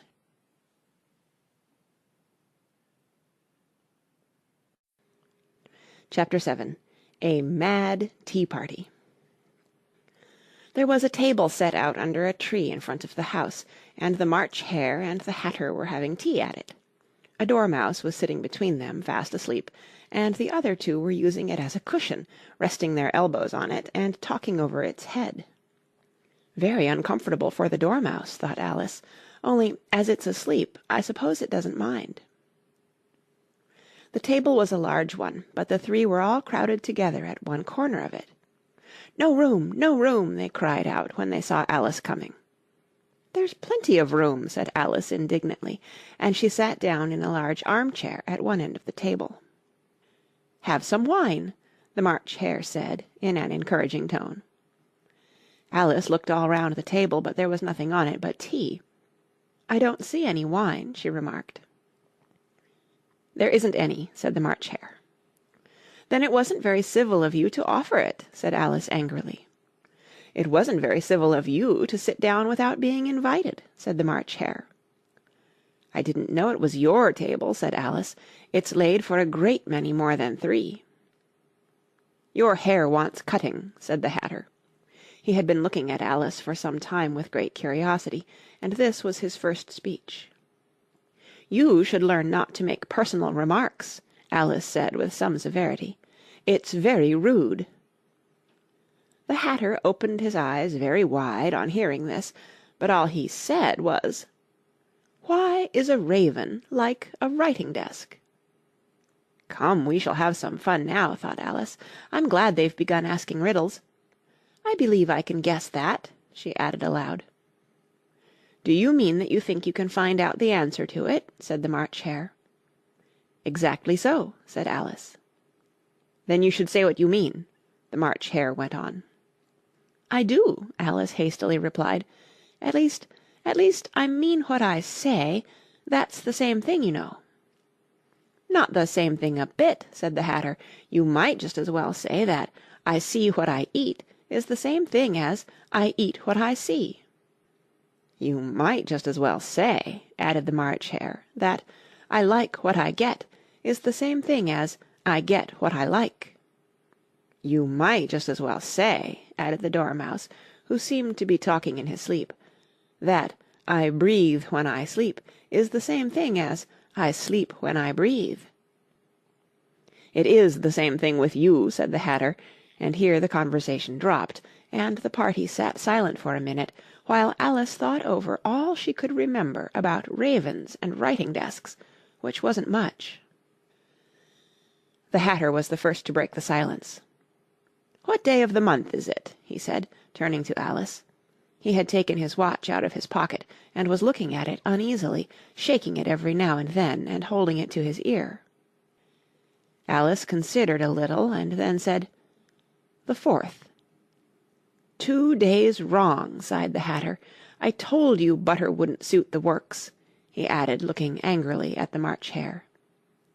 "It was the best butter," the March Hare meekly replied. "Yes, but some crumbs must have got in as well," the Hatter grumbled. "You shouldn't have put it in with the bread-knife." The March Hare took the watch and looked at it gloomily. Then he dipped it into his cup of tea and looked at it again. But he could think of nothing better to say than his first remark. "It was the best butter, you know." Alice had been looking over his shoulder with some curiosity. "What a funny watch," she remarked. "It tells the day of the month, and doesn't tell what o'clock it is." "Why should it?" muttered the Hatter. "Does your watch tell you what year it is?" "Of course not," Alice replied very readily, "but that's because it stays the same year for such a long time together." "Which is just the case with mine," said the Hatter. Alice felt dreadfully puzzled. The Hatter's remark seemed to have no sort of meaning in it, and yet it was certainly English. "I don't quite understand you," she said, as politely as she could. "The Dormouse is asleep again," said the Hatter, and he poured a little hot tea upon its nose. The Dormouse shook its head impatiently, and said, without opening its eyes, of course, just what I was going to remark myself." "Have you guessed the riddle yet?" the Hatter said, turning to Alice again. "No, I give it up," Alice replied. "What's the answer?" "I haven't the slightest idea," said the Hatter. "Nor I," said the March Hare. Alice sighed wearily. "I think you might do something better with the time," she said, "than waste it in asking riddles that have no answers." "If you knew time as well as I do," said the Hatter, "you wouldn't talk about wasting it. It's him." "I don't know what you mean," said Alice. "Of course you don't," the Hatter said, tossing his head contemptuously. "I dare say you never even spoke to time." "Perhaps not," Alice cautiously replied, "but I know I have to beat time when I learn music." "Ah, that accounts for it," said the Hatter. "He won't stand beating. Now, if you only kept on good terms with him, he'd do almost anything you liked with the clock. For instance, suppose it were 9 o'clock in the morning, just time to begin lessons. You'd only have to whisper a hint to time, and round goes the clock in a twinkling. 1:30, time for dinner." "I only wish it was," the March Hare said to itself in a whisper. "That would be grand, certainly," said Alice thoughtfully. "But then, I shouldn't be hungry for it, you know." "Not at first, perhaps," said the Hatter, "but you could keep it to 1:30 as long as you liked." "Is that the way you manage?" Alice asked. The Hatter shook his head mournfully. "Not I," he replied. "We quarrelled last March, just before he went mad, you know," pointing with his teaspoon at the March Hare. "It was at the great concert given by the Queen of Hearts, and I had to sing, 'Twinkle, twinkle, little bat, how I wonder what you're at.' You know the song, perhaps?" "I've heard something like it," said Alice. "It goes on, you know," the Hatter continued, "in this way. Up above the world you fly, like a tea-tray in the sky, twinkle, twinkle." Here the Dormouse shook itself, and began singing in its sleep, "Twinkle, twinkle, twinkle, twinkle," and went on so long that they had to pinch it to make it stop. "Well, I'd hardly finished the first verse," said the Hatter, "when the Queen jumped up and bawled out, 'He's murdering the time! Off with his head!'" "How dreadfully savage!" exclaimed Alice. "And ever since that," the Hatter went on in a mournful tone, "he won't do a thing I ask. It's always 6 o'clock now." A bright idea came into Alice's head. "Is that the reason so many tea things are put out here?" she asked. "Yes, that's it," said the Hatter with a sigh. "It's always tea time, and we've no time to wash the things between whiles." "Then you keep moving round, I suppose," said Alice. "Exactly so," said the Hatter, "as the things get used up." "But what happens when you come to the beginning again?" Alice ventured to ask. "Suppose we change the subject," the March Hare interrupted, yawning. "I'm getting tired of this. I vote the young lady tells us a story." "I'm afraid I don't know one," said Alice, rather alarmed at the proposal. "Then the Dormouse shall," they both cried. "Wake up, Dormouse!" And they pinched it on both sides at once. The Dormouse slowly opened his eyes. "I wasn't asleep," he said in a hoarse, feeble voice. "I heard every word you fellows were saying." "Tell us a story," said the March Hare. "Yes, please do," pleaded Alice. "And be quick about it," added the Hatter, "or you'll be asleep again before it's done." "Once upon a time there were 3 little sisters," the Dormouse began in a great hurry, "and their names were Elsie, Lacie, and Tilly, and they lived at the bottom of a well." "What did they live on?" said Alice, who always took a great interest in questions of eating and drinking. "They lived on treacle," said the Dormouse, after thinking a minute or two. "They couldn't have done that, you know," Alice gently remarked. "They'd have been ill." "So they were," said the Dormouse, "very ill." Alice tried to fancy to herself what such an extraordinary way of living would be like, but it puzzled her too much, so she went on. "But why did they live at the bottom of a well?" "Take some more tea," the March Hare said to Alice very earnestly. "I've had nothing yet," Alice replied in an offended tone, "so I can't take more." "You mean you can't take less," said the Hatter. "It's very easy to take more than nothing." "Nobody asked your opinion," said Alice. "Who's making personal remarks now?" the Hatter asked triumphantly. Alice did not quite know what to say to this, so she helped herself to some tea and bread and butter, and then turned to the Dormouse and repeated her question. Why did they live at the bottom of a well? The Dormouse again took a minute or two to think about it, and then said, "It was a treacle well." "There's no such thing," Alice was beginning very angrily, but the Hatter and the March Hare went, "Sh! Sh!" and the Dormouse sulkily remarked, "If you can't be civil, you'd better finish the story for yourself." "No, please go on," Alice said very humbly. "I won't interrupt again. I dare say there may be one." "One indeed," said the Dormouse indignantly. However, he consented to go on. "And so these 3 little sisters, they were learning to draw, you know." "What did they draw?" said Alice, quite forgetting her promise. "Treacle," said the Dormouse, without considering at all this time. "I want a clean cup," interrupted the Hatter. "Let's all move one place on." He moved on as he spoke, and the Dormouse followed him. The March Hare moved into the Dormouse's place, and Alice rather unwillingly took the place of the March Hare. The Hatter was the only one who got any advantage from the change, and Alice was a good deal worse off than before, as the March Hare had just upset the milk jug into his plate. Alice did not wish to offend the Dormouse again, so she began very cautiously, "But I don't understand. Where did they draw the treacle from?" "You can draw water out of a water well," said the Hatter, "so I should think you could draw treacle out of a treacle well, eh, stupid?" "But they were in the well," Alice said to the Dormouse, not choosing to notice this last remark. "Of course they were," said the Dormouse, "well in." This answer so confused poor Alice that she let the Dormouse go on for some time without interrupting it. "They were learning to draw," the Dormouse went on, yawning and rubbing its eyes, for it was getting very sleepy, "and they drew all manner of things, everything that begins with an M." "Why with an M?" said Alice. "Why not?" said the March Hare. Alice was silent. The Dormouse had closed its eyes by this time, and was going off into a doze, but, on being pinched by the Hatter, it woke up again with a little shriek, and went on, "That begins with an M, such as mousetraps, and the moon, and memory, and muchness. You know you say things are much of a muchness. Did you ever see such a thing as a drawing of a muchness?" "Really, now you ask me," said Alice, very much confused, "I don't think—" "Then you shouldn't talk," said the Hatter. This piece of rudeness was more than Alice could bear. She got up in great disgust and walked off.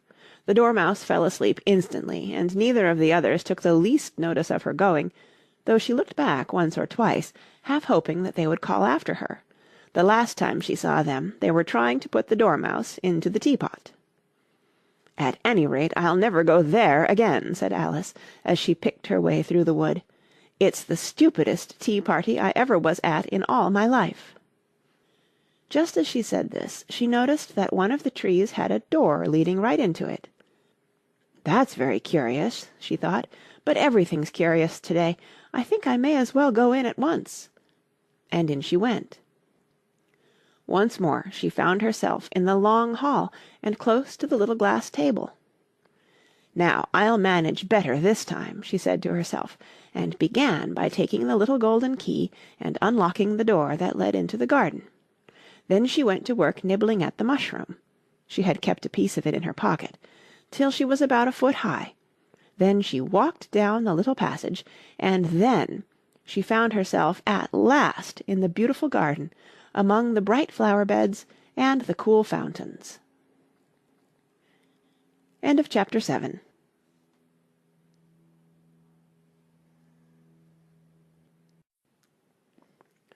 Chapter 8. The Queen's Croquet Ground. A large rose tree stood near the entrance of the garden. The roses growing on it were white, but there were 3 gardeners at it, busily painting them red. Alice thought this a very curious thing, and she went nearer to watch them, and just as she came up to them she heard one of them say, "Look out now, Five, don't go splashing paint over me like that." "I couldn't help it," said Five in a sulky tone. "Seven jogged my elbow." On which Seven looked up and said, "That's right, Five, always lay the blame on others." "You'd better not talk," said Five. "I heard the Queen say only yesterday you deserved to be beheaded." "What for?" said the one who had spoken first. "That's none of your business, Two," said Seven. "Yes, it is his business," said Five, "and I'll tell him. It was for bringing the cooked tulip roots instead of onions." Seven flung down his brush, and had just begun, "Well, of all the unjust things," when his eye chanced to fall upon Alice, as she stood watching them, and he checked himself suddenly. The others looked round also, and all of them bowed low. "Would you tell me," said Alice, a little timidly, "why you are painting those roses?" Five and Seven said nothing, but looked at Two. Two began in a low voice, "Why, the fact is, you see, miss, this here ought to have been a red rose tree, and we put a white one in by mistake, and if the Queen was to find it out, we should all have our heads cut off, you know. So you see, miss, we're doing our best, afore she comes to—" At this moment Five, who had been anxiously looking across the garden, called out, "The Queen! The Queen!" and the 3 gardeners instantly threw themselves flat upon their faces. There was a sound of many footsteps, and Alice looked round, eager to see the Queen. First came 10 soldiers carrying clubs. These were all shaped like the 3 gardeners, oblong and flat, with their hands and feet at the corners. Next the 10 courtiers. These were ornamented all over with diamonds, and walked 2 and 2, as the soldiers did. After these came the royal children. There were 10 of them, and the little dears came jumping merrily along, hand, in couples. They were all ornamented with hearts. Next came the guests, mostly kings and queens, and among them Alice recognized the White Rabbit. It was talking in a hurried, nervous manner, smiling at everything that was said, and went by without noticing her. Then followed the Knave of Hearts, carrying the king's crown on a crimson velvet cushion, and last of all this grand procession came the King and Queen of Hearts. Alice was rather doubtful whether she ought not to lie down on her face like the 3 gardeners, but she could not remember ever having heard of such a rule at processions, and besides, what would be the use of a procession, thought she, if people had all to lie down upon their faces, so that they couldn't see it? So she stood still where she was, and waited. When the procession came opposite to Alice, they all stopped and looked at her, and the Queen said severely, "Who is this?" She said it to the Knave of Hearts, who only bowed and smiled in reply. "Idiot," said the Queen, tossing her head impatiently. And, turning to Alice, she went on, "What's your name, child?" "My name is Alice, so please your Majesty," said Alice very politely, but she added to herself, "Why, they're only a pack of cards, after all. I needn't be afraid of them."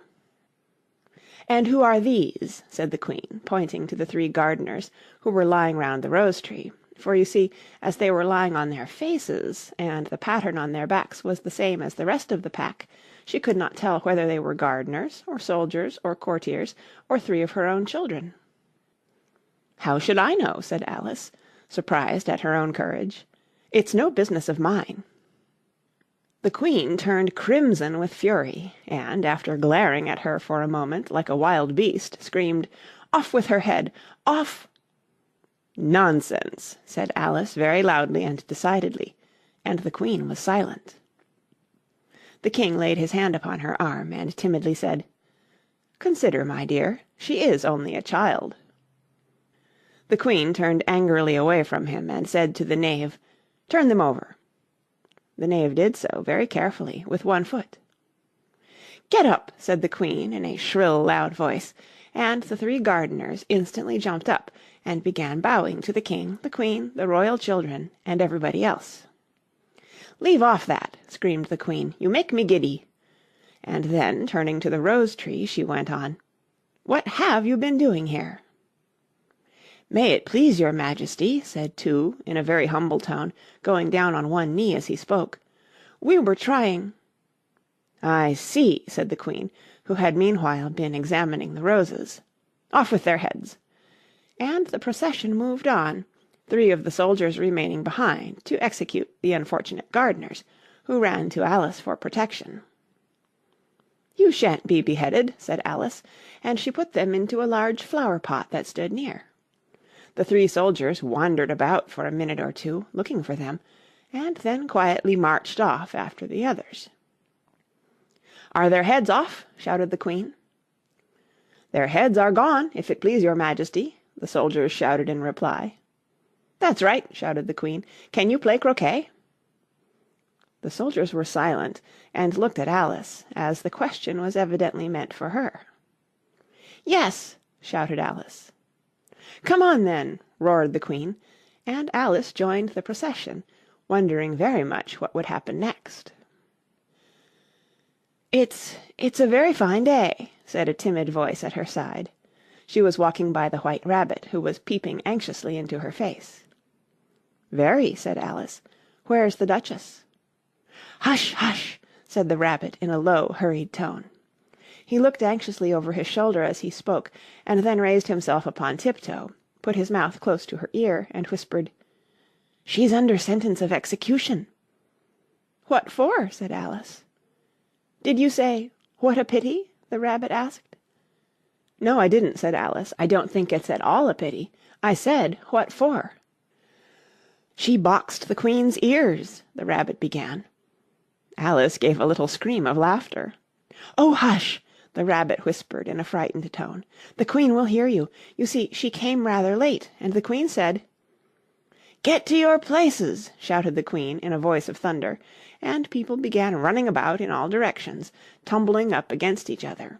However, they got settled down in a minute or 2, and the game began. Alice thought she had never seen such a curious croquet ground in her life.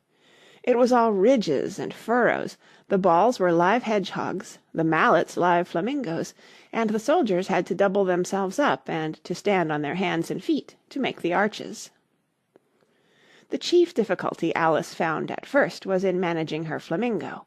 She succeeded in getting its body tucked away comfortably enough under her arm with its legs hanging down, but generally, just as she had got its neck nicely straightened out and was going to give the hedgehog a blow with its head, it would twist itself round and look up into her face with such a puzzled expression that she could not help bursting out laughing, and when she had got its head down and was going to begin again, It was very provoking to find that the hedgehog had unrolled itself and was in the act of crawling away.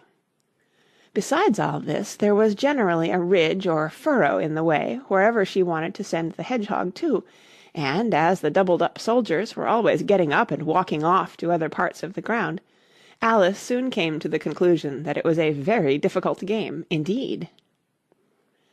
The players all played at once without waiting for turns, quarrelling all the while, and fighting for the hedgehogs, and in a very short time the Queen was in a furious passion, and went stamping about, and shouting, "Off with his head!" or "Off with her head!" about once a minute. Alice began to feel very uneasy. To be sure, she had not as yet had any dispute with the Queen, but she knew that it might happen any minute. "And then," thought she, "what would become of me? They're dreadfully fond of beheading people here. The great wonder is that there's any one left alive." She was looking about for some way of escape, and wondering whether she could get away without being seen, when she noticed a curious appearance in the air. It puzzled her very much at first, but after watching it a minute or two, she made it out to be a grin, and she said to herself, "It's the Cheshire Cat. Now I shall have somebody to talk to." "How are you getting on?" said the cat, as soon as there was mouth enough for it to speak with. Alice waited till the eyes appeared, and then nodded. "It's no use speaking to it," she thought, "till its ears have come, or at least one of them." In another minute the whole head appeared, and then Alice put down her flamingo, and began an account of the game, feeling very glad she had someone to listen to her. The cat seemed to think that there was enough of it now in sight, and no more of it appeared. "I don't think they play at all fairly," Alice began, in rather a complaining tone, "and they all quarrel so dreadfully one can't hear oneself speak, and they don't seem to have any rules in particular, at least, if there are, nobody attends to them, and you've no idea how confusing it is, all the things being alive. For instance, there's the arch I've got to go through next, walking about at the other end of the ground, and I should have croqueted the Queen's hedgehog just now, only it ran away when it saw mine coming." "How do you like the Queen?" said the cat, in a low voice. "Not at all," said Alice. "She's so extremely—" Just then she noticed that the Queen was close behind her, listening, so she went on, "likely to win, that it's hardly worth while finishing the game." The Queen smiled and passed on. "Who are you talking to?" said the King, going up to Alice, and looking at the cat's head with great curiosity. "It's a friend of mine, a Cheshire Cat," said Alice. "Allow me to introduce it." "I don't like the look of it at all," said the King. "However, it may kiss my hand if it likes." "I'd rather not," the cat remarked. "Don't be impertinent," said the King, "and don't look at me like that." He got behind Alice as he spoke. "A cat may look at a king," said Alice. "I've read that in some book, but I don't remember where." "Well, it must be removed," said the King very decidedly, and he called the Queen, who was passing at the moment. "My dear, I wish you would have this cat removed." The Queen had only one way of settling all difficulties, great or small. "Off with his head," she said, without even looking round. "I'll fetch the executioner myself," said the King eagerly, and he hurried off. Alice thought she might as well go back and see how the game was going on, as she heard the Queen's voice in the distance, screaming with passion.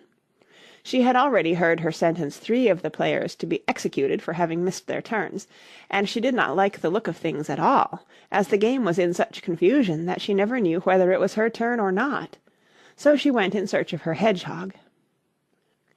The hedgehog was engaged in a fight with another hedgehog, which seemed to Alice an excellent opportunity for croqueting one of them with the other. The only difficulty was that her flamingo was gone across to the other side of the garden, where Alice could see it trying in a helpless sort of way to fly up into a tree. By the time she had caught the flamingo and brought it back, the fight was over, and both the hedgehogs were out of sight.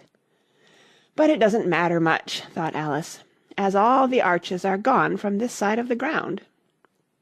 So she tucked it away under her arm, that it might not escape again, and went back for a little more conversation with her friend. When she got back to the Cheshire Cat, she was surprised to find quite a large crowd collected round it. There was a dispute going on between the executioner, the king, and the queen, who were all talking at once, while all the rest were quite silent, and looked very uncomfortable. The moment Alice appeared, she was appealed to by all three to settle the question, and they repeated their arguments to her, though, as they all spoke at once, she found it very hard indeed to make out exactly what they said. The executioner's argument was that you couldn't cut off a head unless there was a body to cut it off from, that he had never had to do such a thing before, and he wasn't going to begin at his time of life. The king's argument was that anything that had a head could be beheaded, and that you weren't to talk nonsense. The queen's argument was that if something wasn't done about it in less than no time, she'd have everybody executed all round. It was this last remark that had made the whole party look so grave and anxious. Alice could think of nothing else to say but, "It belongs to the Duchess. You'd better ask her about it." "She's in prison," the Queen said to the executioner. "Fetch her here." And the executioner went off like an arrow. The cat's head began fading away the moment he was gone, and, by the time he had come back with the Duchess, it had entirely disappeared, so the king and the executioner ran wildly up and down looking for it, while the rest of the party went back to the game. End of chapter 8.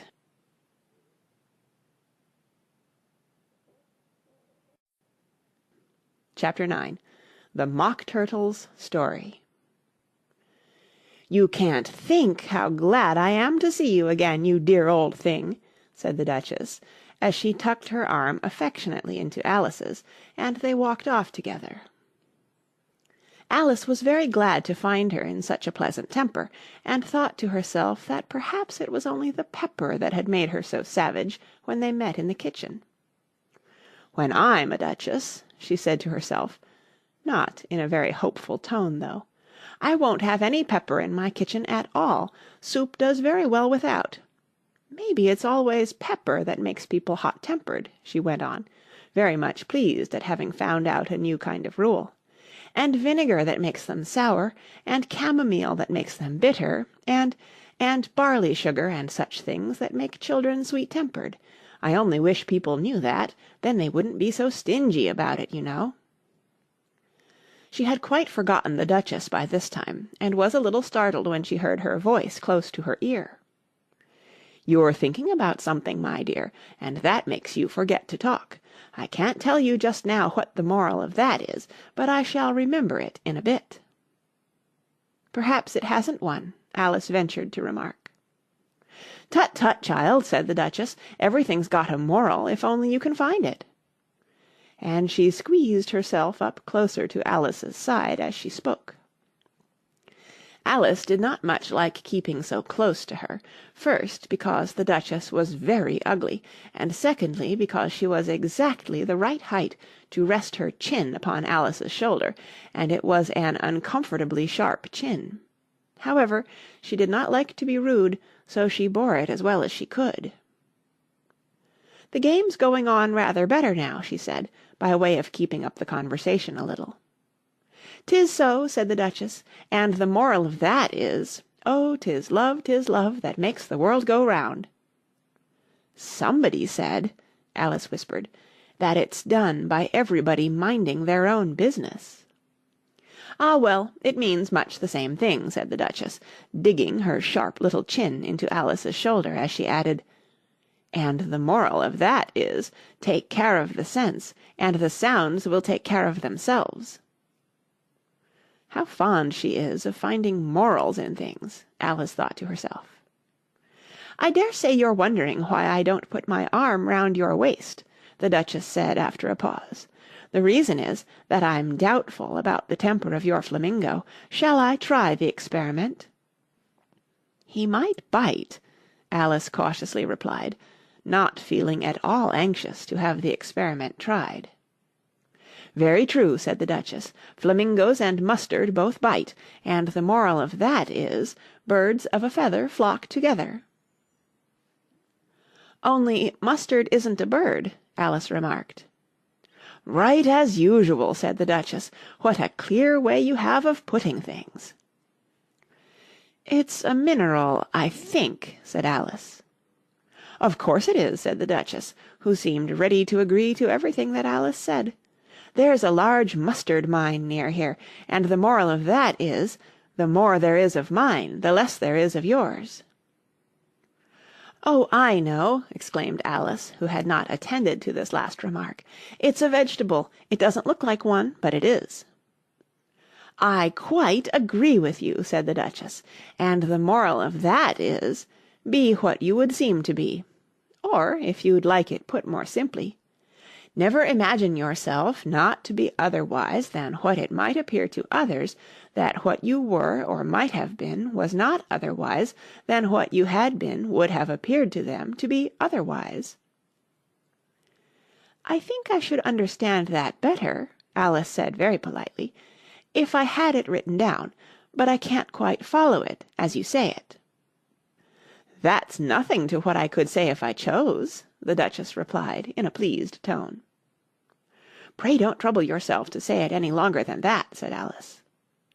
"Oh, don't talk about trouble," said the Duchess. "I make you a present of everything I've said as yet."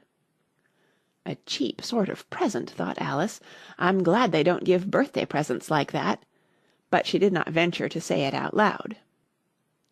"Thinking again?" the Duchess asked, with another dig of her sharp little chin. "I've a right to think," said Alice sharply, for she was beginning to feel a little worried.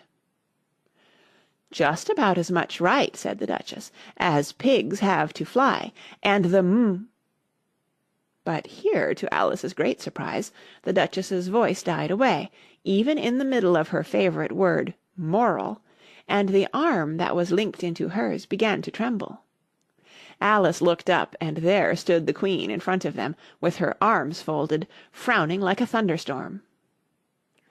"A fine day, your Majesty," the Duchess began in a low, weak voice. "Now I give you fair warning," shouted the Queen, stamping on the ground as she spoke. "Either you or your head must be off, and that in about half no time. Take your choice." The Duchess took her choice, and was gone in a moment. "Let's go on with the game," the Queen said to Alice, and Alice was too much frightened to say a word, but slowly followed her back to the croquet ground. The other guests had taken advantage of the Queen's absence, and were resting in the shade. However, the moment they saw her, they hurried back to the game, the Queen merely remarking that a moment's delay would cost them their lives. All the time they were playing, the Queen never left off quarrelling with the other players, and shouting, "Off with his head!" or "Off with her head!" Those whom she sentenced were taken into custody by the soldiers, who of course had to leave off being arches to do this, so that by the end of half an hour or so there were no arches left, and all the players, except the King, the Queen, and Alice, were in custody and under sentence of execution. Then the Queen left off, quite out of breath, and said to Alice, "Have you seen the Mock Turtle yet?" "No," said Alice, "I don't even know what a Mock Turtle is." "It's the thing Mock Turtle soup is made from," said the Queen. "I never saw one or heard of one," said Alice. "Come on, then," said the Queen, "and he shall tell you his history." As they walked off together, Alice heard the King say in a low voice to the company generally, "You are all pardoned." "Come, that's a good thing," she said to herself, for she had felt quite unhappy at the number of executions the Queen had ordered. They very soon came upon a griffin lying fast asleep in the sun. If you don't know what a griffin is, look at the picture. "Up, lazy thing," said the Queen, "and take this young lady to see the Mock Turtle, and to hear his history. I must go back and see after some executions I have ordered." And she walked off, leaving Alice alone with the griffin. Alice did not quite like the look of the creature, but on the whole she thought it would be quite as safe to stay with it as to go after that savage Queen, so she waited. The griffin sat up and rubbed its eyes. Then it watched the Queen till she was out of sight. Then it chuckled. "What fun!" said the Gryphon, half to itself, half to Alice. "What is the fun?" said Alice. "Why, she," said the Gryphon. "It's all her fancy, that. They never executes nobody, you know. Come on." "Everybody says 'come on' here," thought Alice, as she went slowly after it. "I never was so ordered about in all my life, never." They had not gone far before they saw the Mock Turtle in the distance, sitting sad and lonely on a little ledge of rock, and as they came nearer Alice could hear him sighing as if his heart would break. She pitied him deeply. "What is his sorrow?" she asked the Gryphon, and the Gryphon answered, very nearly in the same words as before. "It's all his fancy, that. He hasn't got no sorrow, you know. Come on." So they went up to the Mock Turtle, who looked at them with large eyes full of tears, but said nothing. "This here young lady," said the Gryphon, "she wants for to know your history, she do." "I'll tell it her," said the Mock Turtle in a deep hollow tone.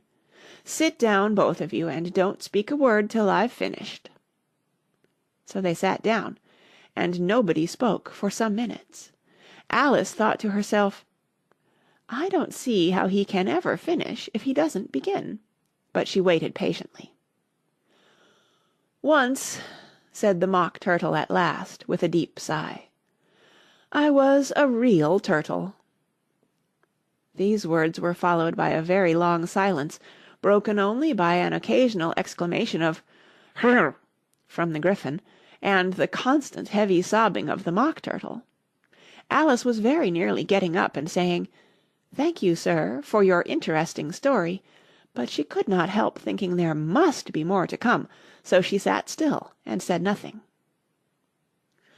"When we were little," the Mock Turtle went on at last, more calmly, though still sobbing a little now and then, "we went to school in the sea.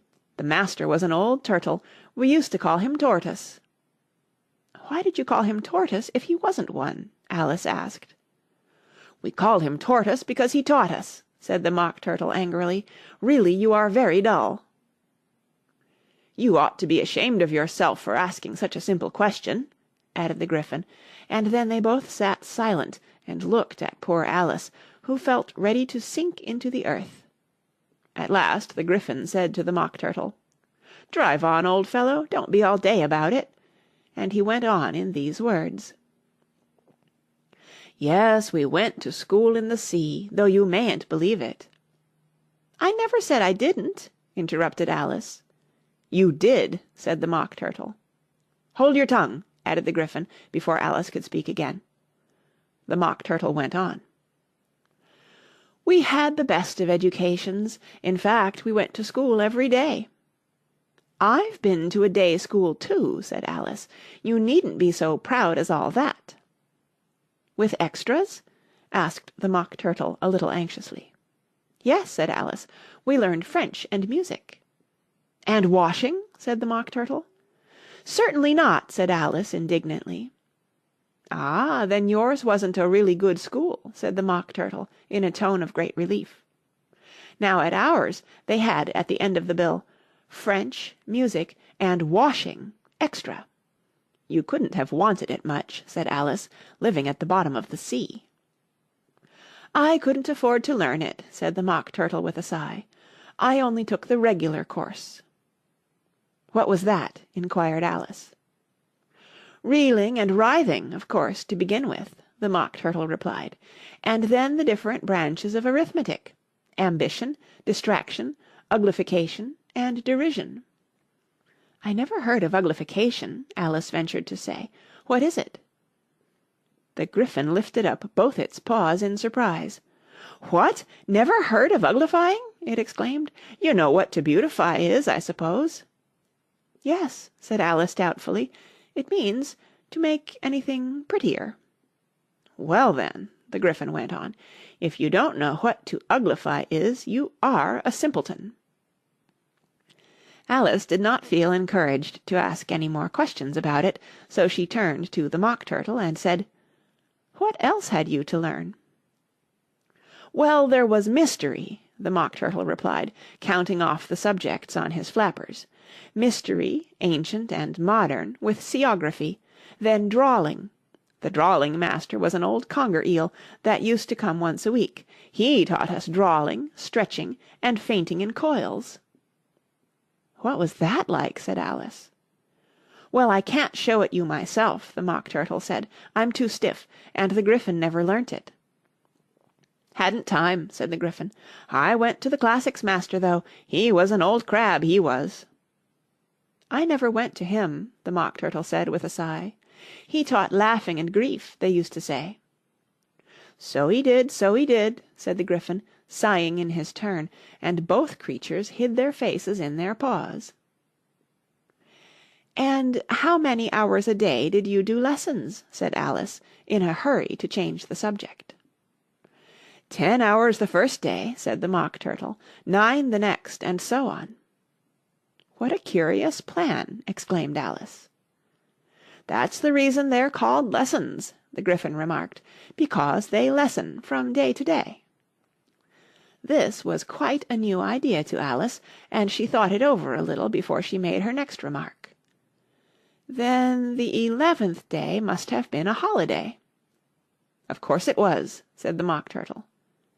"And how did you manage on the 12th?" Alice went on eagerly. "That's enough about lessons," the Gryphon interrupted in a very decided tone. "Tell her something about the games now." End of Chapter 9.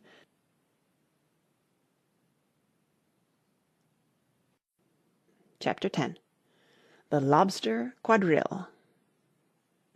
The Mock Turtle sighed deeply and drew the back of one flapper across his eyes.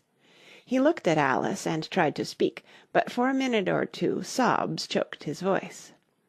"Same as if he had a bone in his throat," said the Gryphon, and it set to work shaking him and punching him in the back. At last the Mock Turtle recovered his voice, and, with tears running down his cheeks, he went on again. "You may not have lived much under the sea." "I haven't," said Alice. "And perhaps you were never even introduced to a lobster." Alice began to say, "I once tasted," but checked herself hastily and said, "No, never." "So you can have no idea what a delightful thing a lobster quadrille is." "No, indeed," said Alice. "What sort of a dance is it?" "Why," said the Gryphon, "you first form into a line along the seashore." "Two lines!" cried the Mock Turtle. "Seals, turtles, salmon, and so on. Then, when you've cleared all the jellyfish out of the way—" "That generally takes some time," interrupted the Gryphon.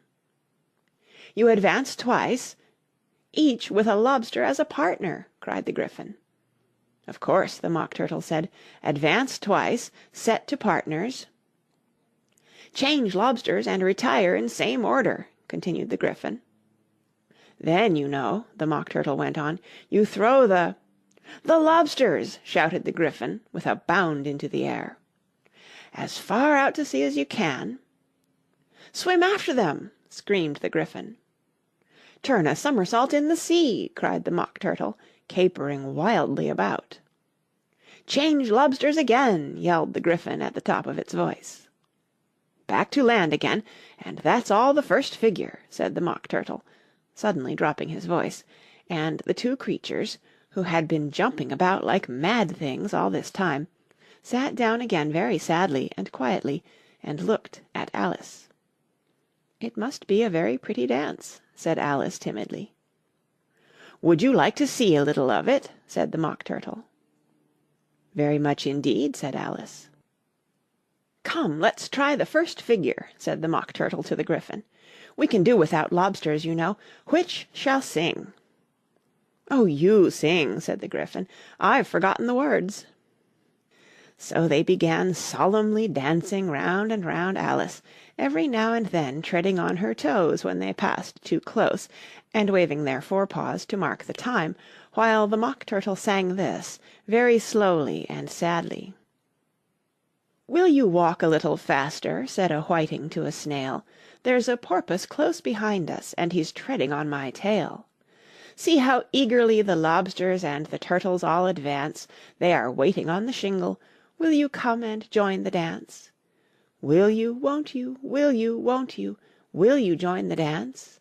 Will you, won't you, will you, won't you join the dance?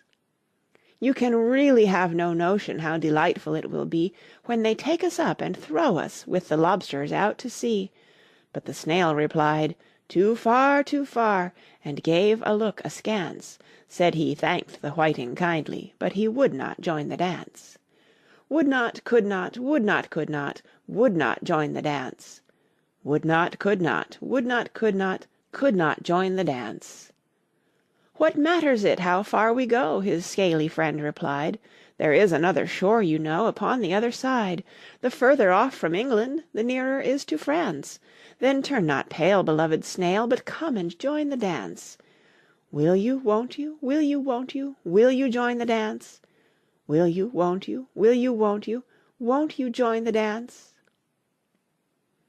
Thank you. It's a very interesting dance to watch, said Alice, feeling very glad that it was over at last. And I do so like that curious song about the whiting. Oh, as to the whiting, said the Mock Turtle, you've seen them, of course.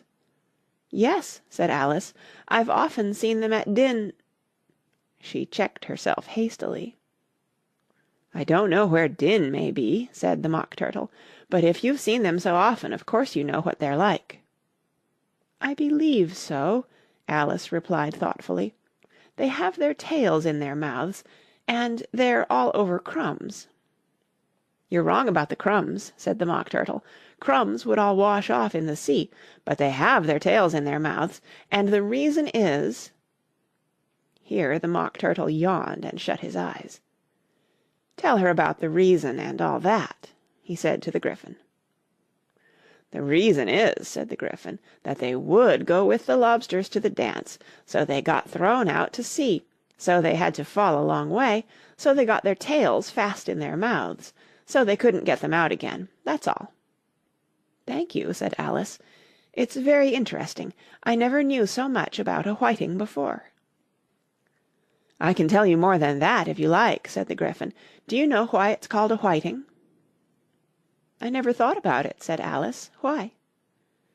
It does the boots and shoes, the Gryphon replied very solemnly. Alice was thoroughly puzzled. Does the boots and shoes? She repeated in a wondering tone. Why, what are your shoes done with? Said the Gryphon. I mean, what makes them so shiny? Alice looked down at them and considered a little before she gave her answer. They're done with blacking, I believe. Boots and shoes under the sea, the Gryphon went on in a deep voice, are done with a whiting. Now you know. And what are they made of? Alice asked in a tone of great curiosity. Soles and eels, of course, the Gryphon replied rather impatiently. Any shrimp could have told you that. If I'd been the whiting, said Alice, whose thoughts were still running on the song, I'd have said to the porpoise, keep back, please, we don't want you with us. They were obliged to have him with them, the Mock Turtle said. No wise fish would go anywhere without a porpoise. Wouldn't it really? Said Alice in a tone of great surprise. Of course not, said the Mock Turtle. Why, if a fish came to me and told me he was going on a journey, I should say, with what porpoise? Don't you mean purpose? Said Alice. I mean what I say, the Mock Turtle replied in an offended tone. And the Gryphon added, Come, let's hear some of your adventures. I could tell you my adventures beginning from this morning, said Alice a little timidly, but it's no use going back to yesterday, because I was a different person then. Explain all that, said the Mock Turtle. No, no, the adventures first, said the Gryphon in an impatient tone. Explanations take such a dreadful time. So Alice began telling them her adventures from the time when she first saw the White Rabbit. She was a little nervous about it just at first. The two creatures got so close to her, one on each side, and opened their eyes and mouths so very wide. But she gained courage as she went on. Her listeners were perfectly quiet till she got to the part about her repeating, "You are old, Father William," to the caterpillar, and the words all coming different, and then the Mock Turtle drew a long breath and said, "That's very curious." "It's all about as curious as it can be," said the Gryphon. "It all came different," the Mock Turtle repeated thoughtfully. "I should like to hear her try and repeat something now. Tell her to begin." He looked at the Gryphon as if he thought it had some kind of authority over Alice. "Stand up and repeat, "'Tis the voice of the sluggard,'" said the Gryphon. "How the creatures order one about, and make one repeat lessons," thought Alice. "I might as well be at school at once."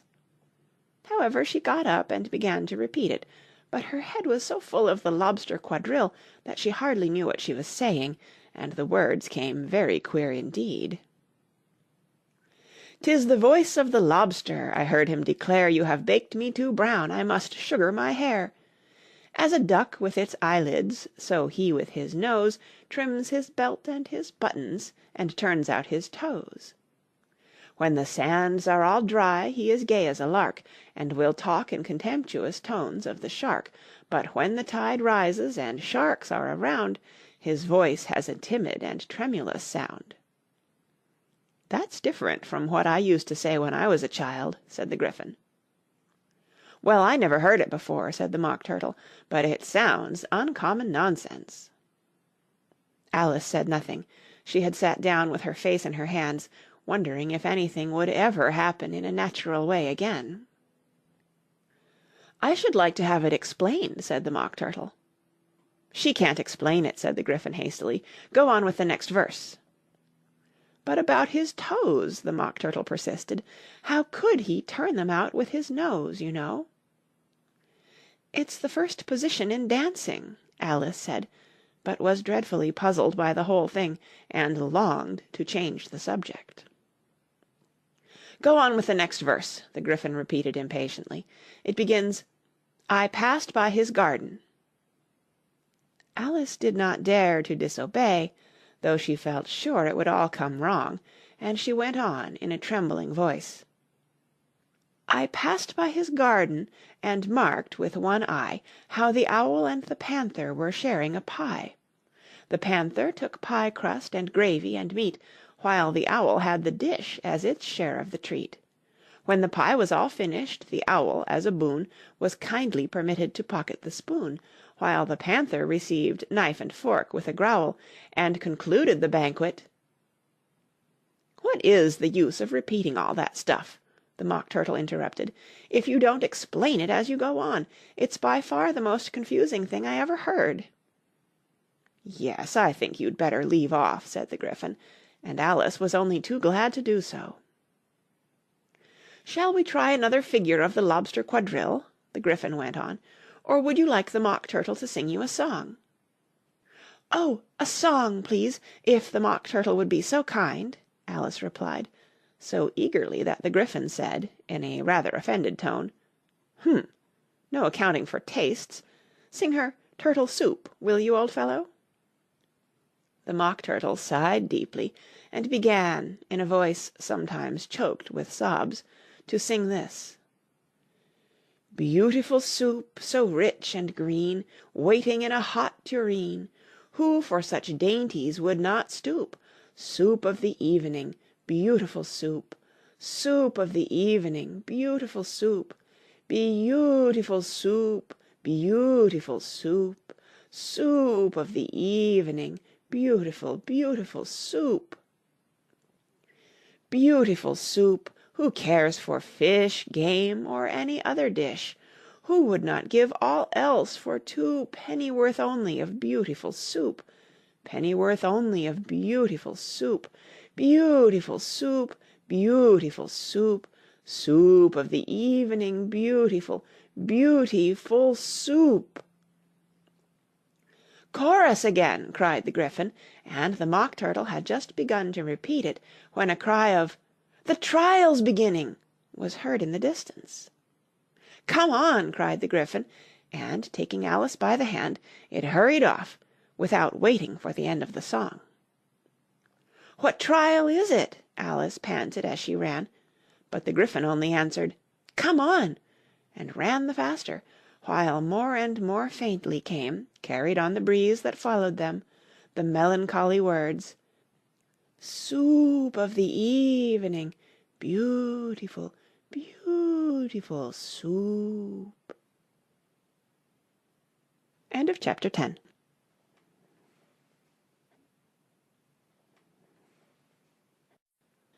Chapter 11. Who Stole the Tarts? The King and Queen of Hearts were seated on their throne when they arrived, with a great crowd assembled about them, all sorts of little birds and beasts, as well as the whole pack of cards. The knave was standing before them in chains, with a soldier on each side to guard him, and near the king was the White Rabbit, with a trumpet in one hand and a scroll of parchment in the other. In the very middle of the court was a table, with a large dish of tarts upon it. They looked so good that it made Alice quite hungry to look at them. "I wish they'd get the trial done," she thought, "and hand round the refreshments." But there seemed to be no chance of this, so she began looking at everything about her, to pass away the time. Alice had never been in a court of justice before, but she had read about them in books, and she was quite pleased to find that she knew the name of nearly everything there. "That's the judge," she said to herself, "because of his great wig." The judge, by the way, was the king, and as he wore his crown over the wig (look at the frontispiece if you want to see how he did it), he did not look at all comfortable, and it was certainly not becoming. "And that's the jury box," thought Alice, "and those 12 creatures—" She was obliged to say creatures, you see, because some of them were animals and some were birds. "I suppose they are the jurors." She said this last word 2 or 3 times over to herself, being rather proud of it, for she thought, and rightly too, that very few little girls of her age knew the meaning of it at all. However, jurymen would have done just as well. The 12 jurors were all writing very busily on slates. "What are they doing?" Alice whispered to the Gryphon. "They can't have anything to put down yet, before the trial's begun." "They're putting down their names," the Gryphon whispered in reply, "for fear they should forget them before the end of the trial." "Stupid things," Alice began in a loud, indignant voice, but she stopped hastily, for the White Rabbit cried out, "Silence in the court!" and the king put on his spectacles and looked anxiously round to make out who was talking. Alice could see, as well as if she were looking over their shoulders, that all the jurors were writing down "stupid things" on their slates, and she could even make out that one of them didn't know how to spell stupid, and that he had to ask his neighbour to tell him. "A nice muddle their slates'll be in before the trial's over," thought Alice. One of the jurors had a pencil that squeaked. This, of course, Alice could not stand, and she went round the court and got behind him, and very soon found an opportunity of taking it away. She did it so quickly that the poor little juror—it was Bill, the lizard— could not make out at all what had become of it, so, after hunting all about for it, he was obliged to write with one finger for the rest of the day, and this was of very little use, as it left no mark on the slate. "Herald, read the accusation," said the king. On this the White Rabbit blew 3 blasts on the trumpet, and then unrolled the parchment scroll and read as follows: "The Queen of Hearts, she made some tarts, all on a summer day. The Knave of Hearts, he stole those tarts, and took them quite away." "Consider your verdict," the king said to the jury. "Not yet, not yet," the Rabbit hastily interrupted. "There's a great deal to come before that." "Call the first witness," said the king, and the White Rabbit blew 3 blasts on the trumpet, and called out, "First witness." The first witness was the Hatter. He came in with a teacup in one hand and a piece of bread and butter in the other. "I beg pardon, your Majesty," he began, "for bringing these in, but I hadn't quite finished my tea when I was sent for." "You ought to have finished," said the king. "When did you begin?" The Hatter looked at the March Hare, who had followed him into the court, arm in arm with the Dormouse. "14th of March, I think it was," he said. "15th," said the March Hare. "16th," added the Dormouse. "Write that down," the King said to the jury, and the jury eagerly wrote down all 3 dates on their slates, and then added them up, and reduced the answer to shillings and pence. "Take off your hat," the King said to the Hatter. "It isn't mine," said the Hatter. "Stolen!" the King exclaimed, turning to the jury, who instantly made a memorandum of the fact.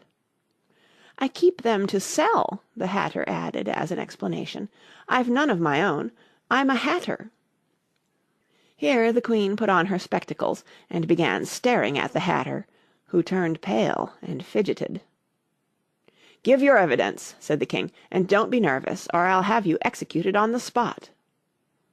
This did not seem to encourage the witness at all. He kept shifting from one foot to the other, looking uneasily at the Queen, and in his confusion he bit a large piece out of his teacup instead of the bread and butter. Just at this moment Alice felt a very curious sensation, which puzzled her a good deal, until she made out what it was. She was beginning to grow larger again, and she thought at first she would get up and leave the court, but on second thoughts she decided to remain where she was as long as there was room for her.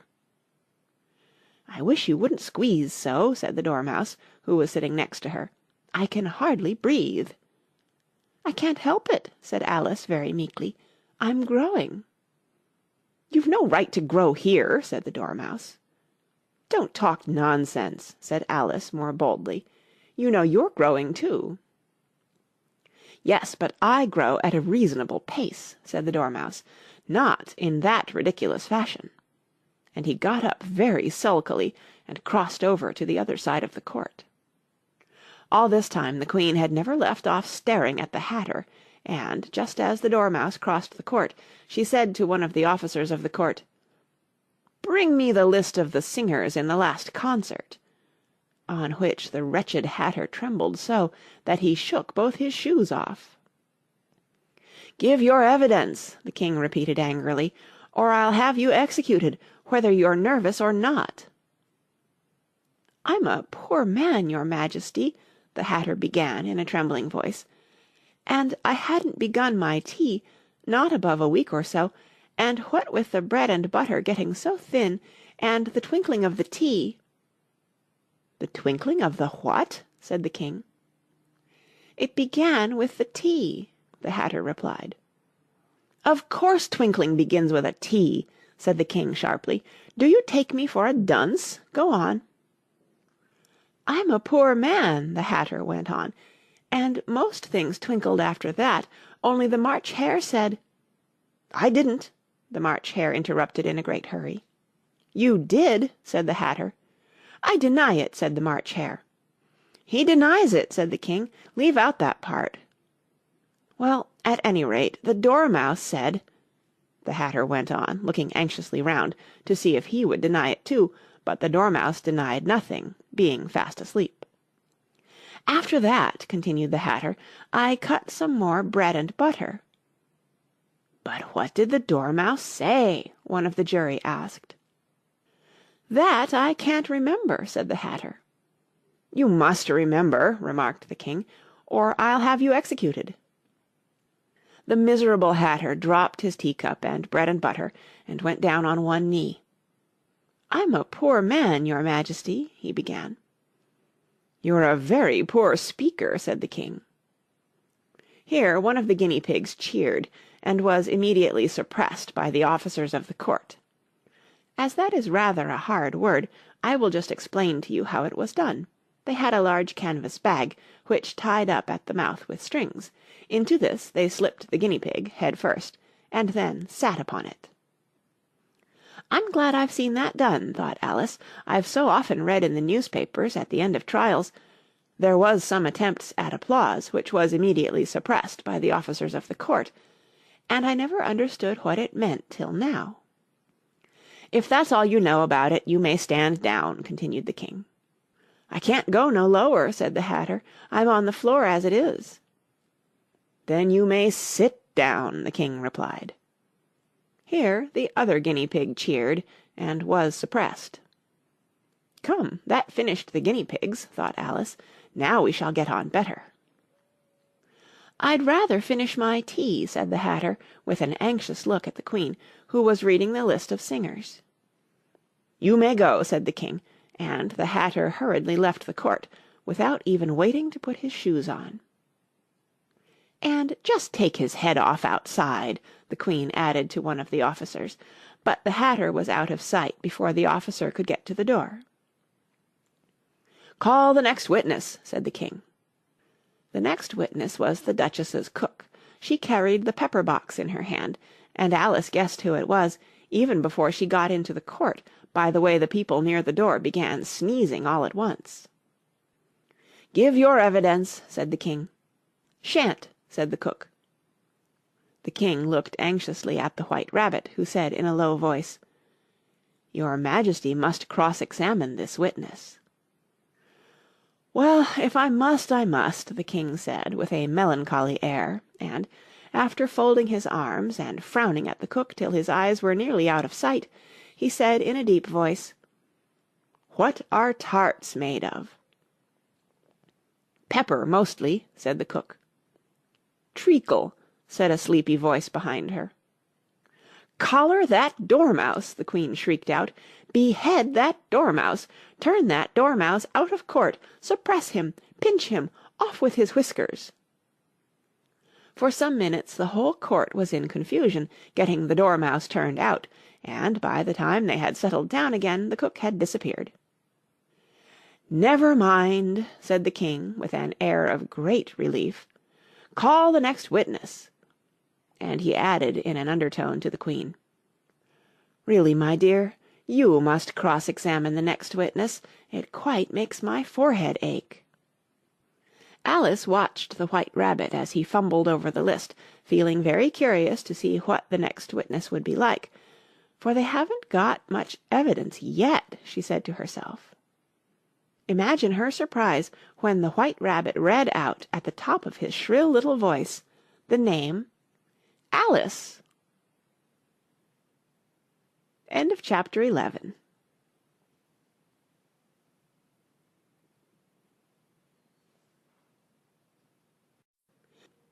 Chapter 12. Alice's Evidence. "Here!" cried Alice, quite forgetting in the flurry of the moment how large she had grown in the last few minutes, and she jumped up in such a hurry that she tipped over the jury-box with the edge of her skirt, upsetting all the jurymen on to the heads of the crowd below, and there they lay sprawling about, reminding her very much of a globe of goldfish she had accidentally upset the week before. "Oh, I beg your pardon!" she exclaimed in a tone of great dismay, and began picking them up again as quickly as she could, for the accident of the goldfish kept running in her head, and she had a vague sort of idea that they must be collected at once and put back into the jury-box, or they would die. "The trial cannot proceed," said the King in a very grave voice, "until all the jurymen are back in their proper places. All," he repeated with great emphasis, looking hard at Alice as he said so. Alice looked at the jury-box and saw that, in her haste, she had put the lizard in head downwards, and the poor little thing was waving its tail about in a melancholy way, being quite unable to move. She soon got it out again and put it right. "Not that it signifies much," she said to herself. "I should think it would be quite as much use in the trial one way up as the other." As soon as the jury had a little recovered from the shock of being upset, and their slates and pencils had been found and handed back to them, they set to work very diligently to write out a history of the accident, all except the lizard, who seemed too much overcome to do anything but sit with its mouth open, gazing up into the roof of the court. "What do you know about this business?" the King said to Alice. "Nothing," said Alice. "Nothing whatever?" persisted the King. "Nothing whatever," said Alice. "That's very important," the King said, turning to the jury. They were just beginning to write this down on their slates, when the White Rabbit interrupted. "Unimportant, your Majesty means, of course," he said in a very respectful tone, but frowning and making faces at him as he spoke.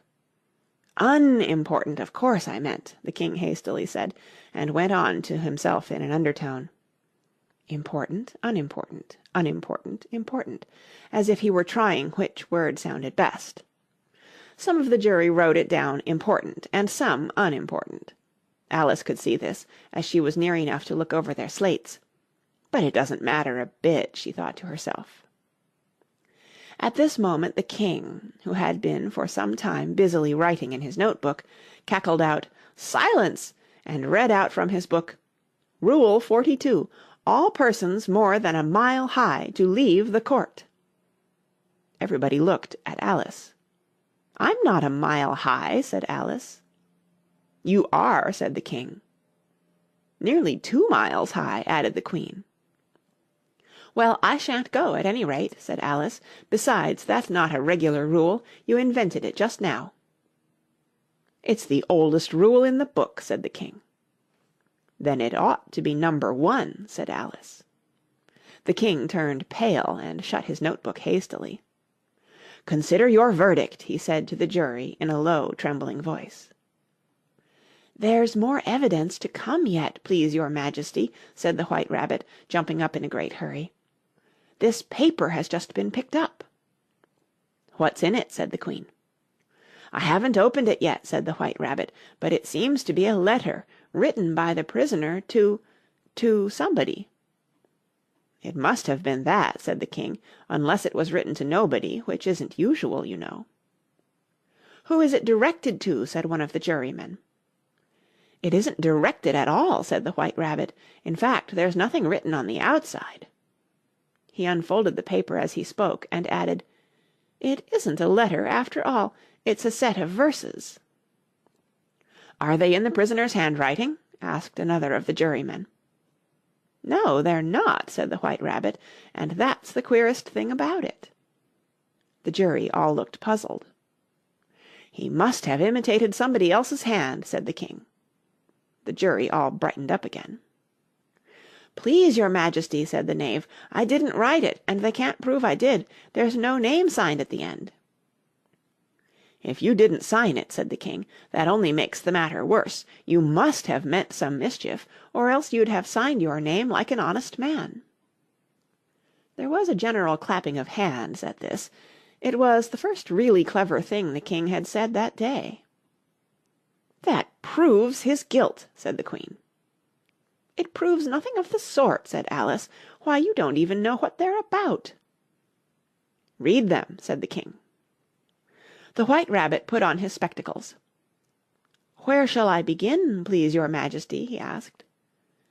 "Begin at the beginning," the king said gravely, "and go on till you come to the end. Then stop." These were the verses the White Rabbit read. "They told me you had been to her, and mentioned me to him. She gave me a good character, but said I could not swim. He sent them word I had not gone, we know it to be true. If she should push the matter on, what would become of you?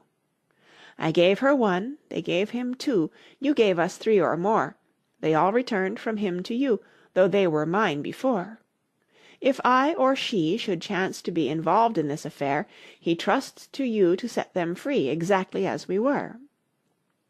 My notion was that you had been, before she had this fit, an obstacle that came between him and ourselves and it. Don't let him know she liked them best, for this must ever be a secret kept from all the rest, between yourself and me." "That's the most important piece of evidence we've heard yet," said the king, rubbing his hands. "So now let the jury—" "If any one of them can explain it," said Alice. She had grown so large in the last few minutes that she wasn't a bit afraid of interrupting him. "I'll give him 6pence. I don't believe there's an atom of meaning in it." The jury all wrote down on their slates, "She doesn't believe there's an atom of meaning in it," but none of them attempted to explain the paper. "If there's no meaning in it," said the king, "that saves a world of trouble, you know, as we needn't try to find any. And yet I don't know," he went on, spreading out the verses on his knee and looking at them with one eye. "I seem to see some meaning in them, after all. Said I could not swim. You can't swim, can you?" he added, turning to the knave. The knave shook his head sadly. "Do I look like it?" he said. which he certainly did not, being made entirely of cardboard. "All right so far," said the king, and he went on muttering over the verses to himself. "We know it to be true." That's the jury, of course. "I gave her one, they gave him two. Why, that must be what he did with the tarts, you know." But it goes on, "They all returned from him to you," said Alice. "Why, there they are," said the king triumphantly, pointing to the tarts on the table. "Nothing can be clearer than that. Then again, before she had this fit—" "You never had fits, my dear, I think," he said to the queen. "Never!" said the queen furiously, throwing an inkstand at the lizard as she spoke. The unfortunate little Bill had left off writing on his slate with one finger, as he found it made no mark, but now he hastily began again, using the ink that was trickling down his face, as long as it lasted. "Then the words don't fit you," said the king, looking round the court with a smile. There was a dead silence. "It's a pun," the king added in an offended tone, and everybody laughed. "Let the jury consider their verdict," the king said, for about the 20th time that day. "No, no," said the queen, "sentence first, verdict afterwards." "Stuff and nonsense," said Alice loudly. "The idea of having the sentence first." "Hold your tongue," said the queen, turning purple. "I won't," said Alice. "Off with her head," the queen shouted at the top of her voice. Nobody moved. "Who cares for you?" said Alice. She had grown to her full size by this time. "You're nothing but a pack of cards." At this the whole pack rose up into the air and came flying down upon her. She gave a little scream, half of fright and half of anger, and tried to beat them off, and found herself lying on the bank with her head in the lap of her sister, who was gently brushing away some dead leaves that had fluttered down from the trees upon her face. "Wake up, Alice dear," said her sister. "Why, what a long sleep you've had." "Oh, I've had such a curious dream," said Alice, and she told her sister, as well as she could remember them, all these strange adventures of hers that you have just been reading about, and when she had finished, her sister kissed her and said, "It was a curious dream, dear, certainly, but now run in to your tea. It's getting late." So Alice got up and ran off, thinking while she ran, as well she might, what a wonderful dream it had been. But her sister sat still just as she left her, leaning her head on her hand, watching the setting sun, and thinking of little Alice and all her wonderful adventures, till she too began dreaming after a fashion, and this was her dream. First she dreamed of little Alice herself, and once again the tiny hands were clasped upon her knee, and the bright eager eyes were looking up into hers. She could hear the very tones of her voice, and see that queer little toss of her head to keep back the wandering hair that would always get into her eyes, and still as she listened, or seemed to listen, the whole place around her became alive with the strange creatures of her little sister's dream. The long grass rustled at her feet as the white rabbit hurried by. The frightened mouse splashed his way through the neighbouring pool. She could hear the rattle of the teacups as the March Hare and his friends shared their never-ending meal, and the shrill voice of the queen ordering off her unfortunate guests to execution. Once more the pig baby was sneezing on the Duchess's knee, while plates and dishes crashed around it.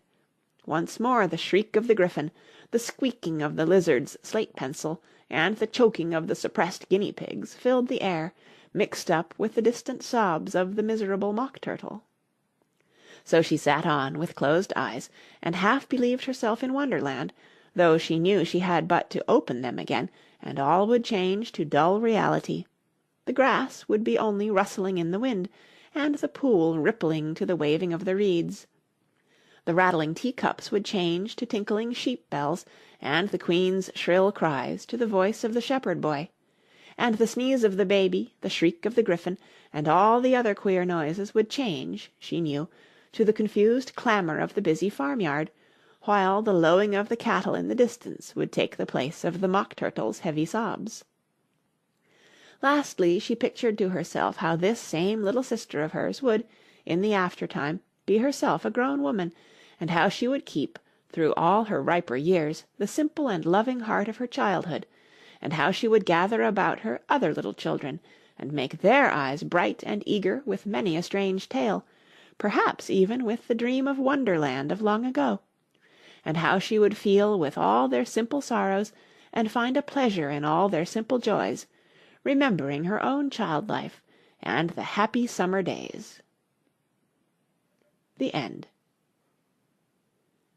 That's the end of Alice's Adventures in Wonderland by Lewis Carroll.